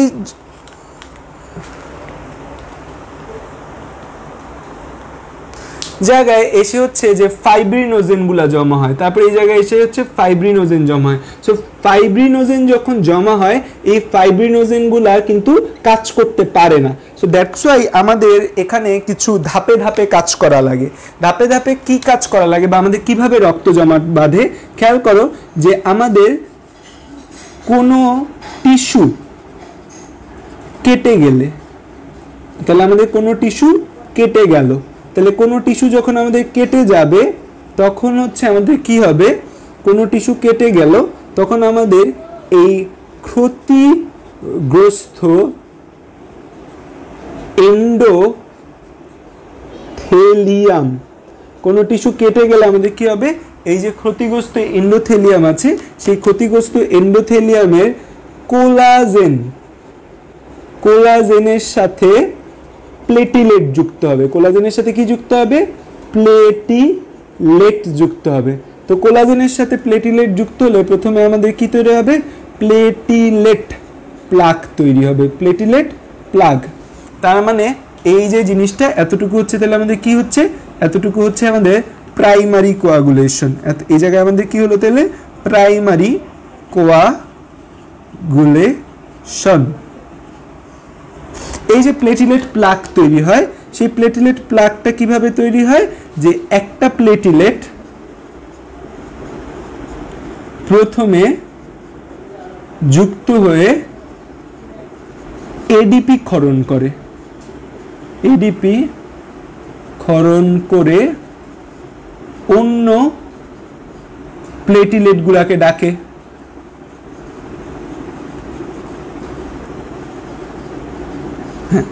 তো প্লেটিলেট প্লাগ যখন ফরমেশন হয় তখন এই জায়গা থেকেই থ্রোম্বোপ্লাস্টিন খরিত হয়। কি খরিত হয়, থ্রোম্বোপ্লাস্টিন। এই যে থ্রোম্বোপ্লাস্টিন খরিত হয়, এই থ্রোম্বোপ্লাস্টিনগুলা কি করে, এই থ্রোম্বোপ্লাস্টিনগুলা আমাদের যে প্রোথ্রম্বিন আছে, প্রোথ্রম্বিন, এই যে প্রোথ্রম্বিন রয়েছে, এই প্রো সবসময় মনে রাখবা বায়োলজিতে প্রো মানে নিষ্ক্রিয়। যদিও ক্রিকেট খেলায় বা পাবজি খেলায় প্রো মানে বোঝায় প্রফেশনাল, বাট প্রো মানে কি, প্রো মানে হচ্ছে এই জায়গায় নিষ্ক্রিয়। সো প্রোথ্রম্বিন আমাদের কাজ করতে পারতেছে না। প্রোথ্রম্বিনকে কিসে কনভার্ট করব, প্রোথ্রম্বিনকে থ্রম্বিনে কনভার্ট করব। কি প্রয়োজন হবে, ক্যালসিয়াম 2+ আয়ন প্রয়োজন হবে, আর হচ্ছে থ্রোম্বোপ্লাস্টিন প্রয়োজন হবে আমাদের, থ্রোম্বোপ্লাস্টিন। এই থ্রম্বিনটা কি করবে, এই থ্রম্বিনটা ফাইব্রিনোজেন, এই যে ফাইব্রিনোজেনগুলো সেখানে জমা হলো, সেই ফাইব্রিনোজেনকে থ্রম্বিন করবে কি, তার মানে এটার পর কিন্তু এই ধাপ, ঠিক আছে, এই যে এই ধাপ, এই ফাইব্রিনোজেন কি করবে, এই ফাইব্রিনোজেনকে থ্রম্বিন ফাইব্রিনে কনভার্ট করবে। এই ফাইব্রিন একটা দুইটা জমে জমে একটা ফাইব্রিন জালক তৈরি করবে। কি তৈরি করবে, ফাইব্রিন জালক। এই ফাইব্রিন জাল কাকে কাকে আটকাবে, ফাইব্রিন জালের মধ্যে কি কি আটকাবে, ফাইব্রিন জালের মধ্যে হচ্ছে আরবিসি আটকাবে, ফাইব্রিন জালের মধ্যে প্লেটিলেট আটকাবে, ফাইব্রিন জালের মধ্যে কিছু হচ্ছে তোমার ডাব্লিউবিসি আটকাবে, ফাইব্রিন জালের মধ্যে প্লাজমা প্রোটিনগুলা যে আছে প্লাজমা প্রোটিনগুলো আটকাবে। তো ফাইব্রিন জাল তৈরি হয়, ফাইব্রিন জালের মধ্যে এই জিনিসগুলোকে আটকায় সব। তো ফাইব্রিন জালের মধ্যে এই জায়গাগুলো আটকায় এরকম একটা বড় জিনিস তৈরি হয় যেটা আমাদের এই পুরা রক্ততঞ্চন করে দেয় আর রক্ত পড়তে দেয় না। তার মানে ফাইব্রিন জালক তৈরি হয়, ফাইব্রিন জালক তৈরি হয়ে হচ্ছে, হ্যাঁ স্টেপসগুলো লিখে দিলাম তো, আচ্ছা লিখো তোমরা। ফাইব্রিন জালক তৈরি হয়, ফাইব্রিন জালক তৈরি হয়ে রক্ত জমাট বাঁধে।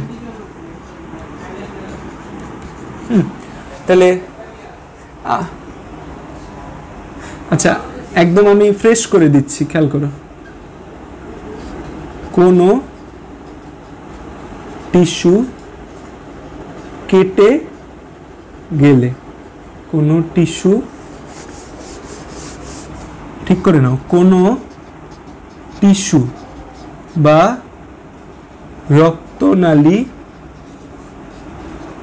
কেটে গেলে প্রথমে হচ্ছে রক্তনালী সংকুচিত হবে, সংকুচিত হবে। তারপর হচ্ছে ক্ষতিগ্রস্ত এন্ডোথেলিয়াম কোলাজেনের সাথে প্লেটিলেট যুক্ত হবে, তারপর প্লেটিলেট প্লাক তৈরি হয়। তারপর হচ্ছে এখান থেকে থ্রোম্বোপ্লাস্টিন ক্ষরণ করে থ্রোম্বোপ্লাস্টিন। এই থ্রোম্বোপ্লাস্টিন প্রথম বিনকে থ্রম্বিনে কনভার্ট করে, তারপর হচ্ছে এই থ্রম্বিন ফিব্রিনোজিনকে ফাইব্রিনে, এগুলা ফ্লো চার্ট আকারে লিখবে। তাহলে এটা 1 নাম্বার পয়েন্ট, এটা 2 নাম্বার পয়েন্ট, এটা 3 নাম্বার পয়েন্ট, এটা 4 নাম্বার পয়েন্ট, এটা 5 নাম্বার পয়েন্ট, এটা 6 নাম্বার পয়েন্ট, এটা 7 নাম্বার পয়েন্ট, 8, 9। সো লেখো, এটা লেখো।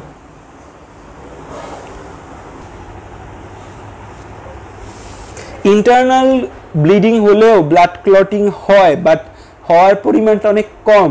ইন্টারনাল ব্লিডিং যখন হয় তখনও দেখা যায় সেখানে ব্লাড ক্লটিং হবে, ইন্টারনাল ব্লিডিং ও ব্লাড ক্লটিং হয়, বাট এখানে যতটা র্যাপিডলি ব্লাড ক্লটিং হয় ততটা র্যাপিডলি হয় না। প্রথম বিনটা তাইলে কিন্তু নিষ্ক্রিয়, এখানে লিখবা কিন্তু নিষ্ক্রিয় প্রথম বিন। এখান থেকে থ্রম্বিনটা কি হয়, সক্রিয়, ঠিক আছে। ইন্টারনাল ব্লিডিং হলে হচ্ছে থ্রম্বোপ্লাস্টিন কে সিক্রেট করে, থ্রম্বোপ্লাস্টিন এই যে কে সিক্রেট করে, থ্রম্বোপ্লাস্টিন হচ্ছে যে প্লেটিলেটগুলো সিক্রেট করে, প্লেটিলেট অ্যান্ড ভাস্কুলার এন্ডোথেলিয়াম, প্লেটিলেটগুলো এবং ভাস্কুলার এন্ডোথেলিয়াম যারা আছে তারা এই থ্রম্বোপ্লাস্টিন ক্ষরণ করে। এবং থ্রম্বোপ্লাস্টিন তো একটা হচ্ছে ক্লটিং ফ্যাক্টর না, 3 নাম্বার ক্লটিং ফ্যাক্টর, সে কিছুটা খরিতেও হয় আবার কিছুটা থাকেও আমাদের ইয়ার মধ্যে।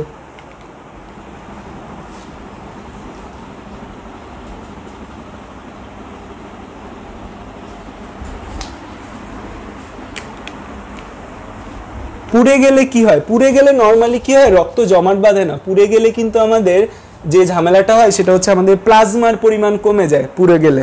সেরোটোনিন কি, সেরোটোনিন ওয়ান কাইন্ড অফ রাসায়নিক পদার্থ যেটা আমাদের একটা নিউরো ট্রান্সমিটার হিসেবেও কাজ করে, এই যেটা আমাদের মেন্টাল হাই বা মস্তিষ্কে প্রশান্তি তৈরি করতেও সাহায্য করে।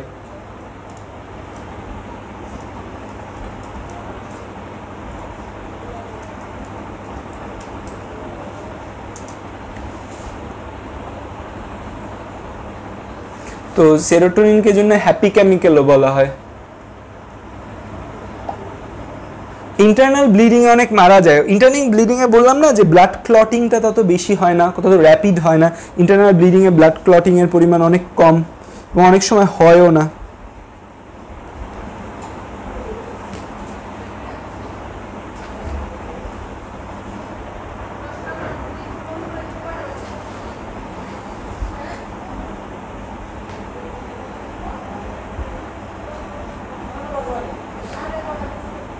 আর আচ্ছা, তাহলে একটা জিনিস খেয়াল করো, এই যে ফাইব্রিন জালক বা রক্ত জমাট বাঁধার মধ্যে আমাদের এই যে আরবিসি আছে না, এই আরবিসি থাকার কারণে এই যে রক্ত জমাট বা ব্লাড যে ক্লট তৈরি হবে না, এই ক্লটটার বর্ণ কিন্তু হবে কি, আমার ক্লটটার বর্ণ হবে আমাদের লাল। এখন এই ধরো একটা ব্লাড ক্লট, এই চারপাশে ধরো ফিব্রিন জালক রয়েছে, এটা this is a blood clot. হ্যাঁ, এটা একটা ব্লাড ক্লট, এটার ভেতর আছে তোমার আরবিসি আছে, এই যে ধরো এগুলো আরবিসি। হ্যাঁ, এই যে ডট ডট ডট দিলাম যেগুলো, এগুলা থ্রম্বোসাইট বা প্লেটিলেট, কারণ আরবিসির মধ্যে ডট ডট ডট ডট এগুলো থ্রম্বোসাইট বা প্লেটিলেট। এখানে ধরো কিছু ডাব্লিউবিসিও এই ট্র্যাপে আটকা পড়ছে, ডাব্লিউবিসিও এই ট্র্যাপে আটকা পড়ছে, আটকা পড়লো ডাব্লিউবিসি ট্র্যাপে। সো এটা হচ্ছে একটা ফাইব্রিন জালক আমাদের, ঠিক আছে। তো ফাইব্রিন জালকটা একটু সবুজ বর্ণ দিলে ভালো দেখা যেত। এই ফাইব্রিন জালক যখন তৈরি হয় না, তখন এই ফাইব্রিন জালকের মধ্যে কিছু এমন পদার্থ থাকে, ফসফোলিপিড, তারপর এডিপি সহ আরও কিছু পদার্থ মিলে এই ফাইব্রিন জালকটা এরকম চিমাইতে থাকে, মানে হচ্ছে যে এরকম অংশ এটাকে এরকম চাপলে কি হবে, এই জায়গা থেকে রস বের হবে না। সো দেখা যায় এই জালটা সংকুচিত হয়, সংকুচিত হয় বলে এখান থেকে কিছু তরল পদার্থ বের হয়। এই যে এখান থেকে যে তরল পদার্থটা বের হয়, এই তরল পদার্থটা আমার একটা প্লাজমার মতো তরল পদার্থ। কিসের মতো তরল পদার্থ? Like plasma, this is like plasma. কিন্তু প্লাজমার মধ্যে কিছু জিনিস আছে যা এর মধ্যে নাই, প্লাজমার মধ্যে কিছু জিনিস আছে যার মধ্যে নাই। কি নাই? পুরাটাই যে ফাইব্রিনোজেন বা ফাইব্রিন জালক এই জায়গায় থাকে, তার মানে এর মধ্যে ফাইব্রিন নেই, কিছু ক্লটিং ফ্যাক্টর তার মধ্যে থাকে না। তার মানে it's quite like plasma like পদার্থ, বাট এর মধ্যে ক্লটিং ফ্যাক্টরগুলো থাকে না। এই যে রক্ত জমাট বাঁধার পর এখানে আমার একটা হালকা হলুদাভ তরল পদার্থ বের হয়, এই হালকা হলুদাভ তরল পদার্থ তাকে আমরা বলি কি, একে আমরা বলি সিরাম। এই সিরাম নিয়ে পড়ালেখা করাকে বলে সেরোলজি।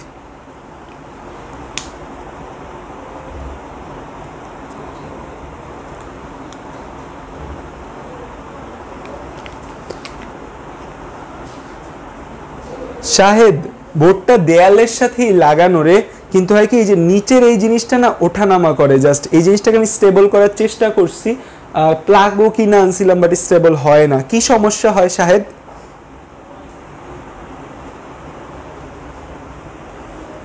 বেশি সমস্যা হয় বোর্ডটা যে নাচানাচি করে দেখে বেশি প্রবলেম হয়, ফোকাস চলে যায়। এই ধরে ফোকাস লক করে দিলাম।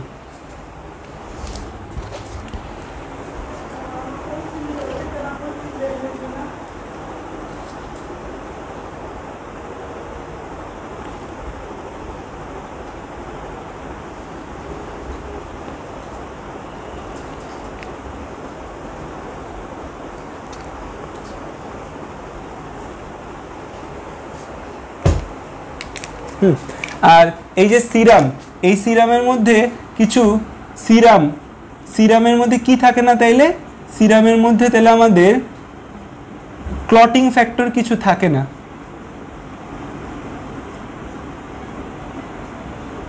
ক্লটিং ফ্যাক্টরের মধ্যে সিরামের মধ্যে থাকে না, ফাইব্রিনোজেন থাকে না, ফাইব্রিনোজেন থাকে না, নর্মালি ফাইব্রিনোজেনটা থাকে না।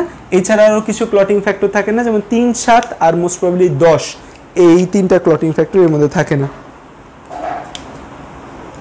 আচ্ছা আমি ফোকাস করে দিছি, আবার দেখো তো। আচ্ছা এখন সেরোলজি কখন করে আমাদের, এটা একটা ইম্পর্টেন্ট প্রশ্ন, যে সেরোলজি কখন করে আর হচ্ছে আমরা প্লাজমা টেস্ট কখন করি। নর্মালি আমরা হচ্ছে যে নর্মালি আমরা কিন্তু সেরোলজি করি, আমরা নর্মালি প্লাজমা টেস্টের থেকে সেরোলজিটা বেশি করি। কেন আমরা নর্মালি প্লাজমা টেস্ট থেকে সেরোলজিটা করি? যে ধরো আমাদের টেস্ট টিউবে যখন রক্ত রাখা হয়, সেই রক্তটাকে আমরা দুইভাবে রাখতে পারি। একভাবে হচ্ছে ধরো আমি টেস্ট টিউবের মধ্যে, ধরো তোমরা টিউবে রক্ত দাও না, সেই টিউবে হচ্ছে যে তো তোমরা যে টিউবে রক্ত দাও, আর বেশিক্ষণ পড়াবো না, এই সেরামের ক্ষেত্রে এই কথাটা লিখে রাখো যে ক্লটিং ফ্যাক্টর থাকে না। কোন কোন ক্লটিং ফ্যাক্টর থাকে না? 1 নাম্বার ফাইব্রিনোজেন থাকে না, তারপর হচ্ছে 2 নাম্বার থাকে না, 5 নাম্বার থাকে না, আর 8 নাম্বার থাকে না। এটা কিন্তু এমসিকিউতে আসে যে সেরামের মধ্যে কোন কোন ক্লটিং ফ্যাক্টর থাকে না। একটা হচ্ছে 1, 2, 5, 8। আরেকটা যেটা বলছি সেরোলজি করা হচ্ছে যে ব্লাড সেরোলজি করলে অনেক সময় ভালো রেজাল্ট আসে। তো অনেক সময় তুমি প্লাজমা পরীক্ষাও করতে পারো, সেরাম টেস্টও করতে পারো। তো আমরা যখন র্যাপিড দরকার হয় কোনো কিছু, ধরো একটা রেজাল্ট র্যাপিড দরকার, তখন আমরা সেখানে সেন্ট্রিফিউজ দিয়ে ঘুরে প্লাজমা বের করে ফেলি। আর ধরো হচ্ছে যে র্যাপিডের থেকেও বেশি স্পেসিফিক ভালোভাবে রেজাল্ট দরকার, দেরি হলেও চলবে বা বেস্ট রেজাল্টটা দরকার, তখন আমরা সেরোলজি করি। তো সেরোলজি আমরা কখন করবো বা কিভাবে করবো? ধরো একটা টেস্ট টিউবে তুমি রক্ত রাখবা, টেস্ট টিউবে রক্ত রাখলে তোমার কি মনে হয় সেই রক্তটা কি জমাট বেঁধে যাওয়ার কথা না? কারণ কি আমরা রক্ত দেহ থেকে বের করছি, তখন রক্ত জমাট বেঁধে যাওয়ার কথা। কিন্তু আমাদের টেস্ট টিউবে রক্ত জমাট বাঁধে না। কিন্তু কেন বাঁধে না? নর্মালি যে টেস্ট টিউবগুলো ব্যবহার করা হয় ল্যাবরেটরিতে ব্লাড নেওয়ার জন্য, সেই টেস্ট টিউবগুলোর মধ্যে অ্যান্টিকোয়াগুলেন্ট মেশানো থাকে, যে রক্ত যেন হেপারিন না, কিন্তু হেপারিন ছাড়া অন্যান্য অ্যান্টিকোয়াগুলেন্ট আছে আমাদের, সেই অ্যান্টিকোয়াগুলেন্টগুলো মেশানো থাকে যেন রক্ত জমাট না বাঁধে। সো রক্ত জমাট বাঁধবে না, রক্ত জমাট বাঁধলো না, রক্ত জমাট না বাঁধলে নর্মালি ব্লাড থাকলো, সেন্ট্রিফিউজ দিয়ে ঘুরে প্লাজমা আর সেরাম আলাদা করলাম, প্লাজমা আর আমরা কি আলাদা করলাম, যে ব্লাড এলিমেন্টসগুলো আলাদা করলাম। আর কোনো কারণে যদি হচ্ছে যে আমাদের রক্ত জমাট বাঁধার প্রয়োজন হয়, রক্ত জমাট বাঁধায় আমি সেরামটা টেস্ট করতে চাই, তখন আমি অ্যান্টিকোয়াগুলেন্ট মেশাবো না, সেরাম তৈরি হবে। ঠিক আছে? আচ্ছা, আরেকটা কথা, আমাকে সেরোটোনিনের কথা জিজ্ঞাসা করছে না, এই যে সেরোটোনিনের কথা যে আমাকে জিজ্ঞাসা করলো, সেরোটোনিন, এই সেরোটোনিনটাও খরিত করে ওরা। এই সেরোটোনিনটাও এই জায়গায় খরিত হলে তারা হচ্ছে রক্তনালীকে সংকুচিত করে। তার মানে রক্তনালী সংকুচিত করে এরকম একটা উপাদান হচ্ছে কিন্তু সেরোটোনিন। রক্তনালীকে প্রসারিত করে এরকম আমরা অনেক পাইছি, তাই না? যেমন হেপারিন রক্তনালীকে প্রসারিত করে, তা হিস্টামিন রক্তনালীকে প্রসারিত করে, নাইট্রিক অক্সাইড, অ্যাল-আর্জিনিন। তো সেরোটোনিনটা কিন্তু আমাদের রক্তনালীকে সংকুচিত করে, যে ভেসোকনস্ট্রিকশন আমরা বলতেছি, এটা সেরোটোনিন দ্বারা হয়। ঠিক আছে? আরেকটা বইয়ে তোমাদের কথা বলা আছে, বইয়ে আরেকটা ওয়ার্ড বলা আছে, আমি একটু বই দেখে দেখি তোমাদের কিছু বাদ গেছে কিনা। তোমাদের প্লেটিলেটের কাজের মধ্যে বলা আছে অস্থায়ী প্লেটিলেট প্লাক তৈরি করে, রক্ত জমাটের জন্য বিভিন্ন ক্লটিং ফ্যাক্টর ক্ষরণ করে, রক্ত জমাট বাঁধার পর দেখো তাহলে প্লেটিলেট প্লাক তৈরি করতেছে, আমরা বলছি এটা অস্থায়ী জিনিস হয়, কারণ প্লেটিলেট প্লাকটা পরবর্তীতে চেঞ্জ হয়। এই যে ক্লটিং ফ্যাক্টরগুলো লাগে, ক্লটিং ফ্যাক্টরগুলো তৈরি করে, রক্ত জমাটের পর রক্তটাকে ভেঙেও ফেলে। আমি বলছিলাম না হেমোস্ট্যাসিসের 3 নম্বর স্টেপে যে ফিব্রিনোলাইসিস, যে ফিব্রিন যে তৈরি হয়, ফিব্রিন জালক তৈরি হয়, সেটাকে ভেঙে ফেলতে হবে, সে কথাটাও বলা আছে। এরা ফ্যাগোসাইটোসিস প্রক্রিয়ায় কিছু ব্যাকটেরিয়া ভাইরাসও কিছুটা ধ্বংস করে। দেহের কোথাও ব্যথার সৃষ্টি হলে নিউট্রোফিল, তারপরে এরা করে কি, কোথাও ওরা আছে কিন্তু ওই জায়গায় ব্যথা বা পেইন সৃষ্টি হয়েছে, তখন তারা নিউট্রোফিল এবং মনোসাইট, ম্যাক্রোফেজ মানে ফ্যাগোসাইটিক কণিকাগুলোকে আকৃষ্ট করে। তারপর এই যে রক্তের এন্ডোথেলিয়ামের অন্তঃপ্রাচীরের সুরক্ষার জন্য গ্রোথ ফ্যাক্টর ক্ষরণ করে। এটা হচ্ছে যে গ্রোথ ফ্যাক্টর, যে বলছি প্লেটিলেট ডিরাইভ গ্রোথ ফ্যাক্টর, এটার কথা আমি বলেছি। সেরোটোনিন ক্ষরণ করে, স্বাভাবিকের চেয়ে বেশি অনুচক্রিকা থাকলে তখন রক্ত জমাট বাঁধতে পারে। দেহে কখন সিরাম হয়? সিরাম তখনই হবে যখন আমাদের নর্মাল দেহে সিরাম হবে না, সিরাম হবে হাত কেটে যাওয়ার পর, দেখবা কাটা জায়গা থেকে আঠালো হলুদ বর্ণের তরল পদার্থ বের হয়, দিস ইজ কল্ড সিরাম। আমাদের বডিতে কিন্তু সিরাম হবে না কখনোই। ঠিক আছে? Okay, so thank you all.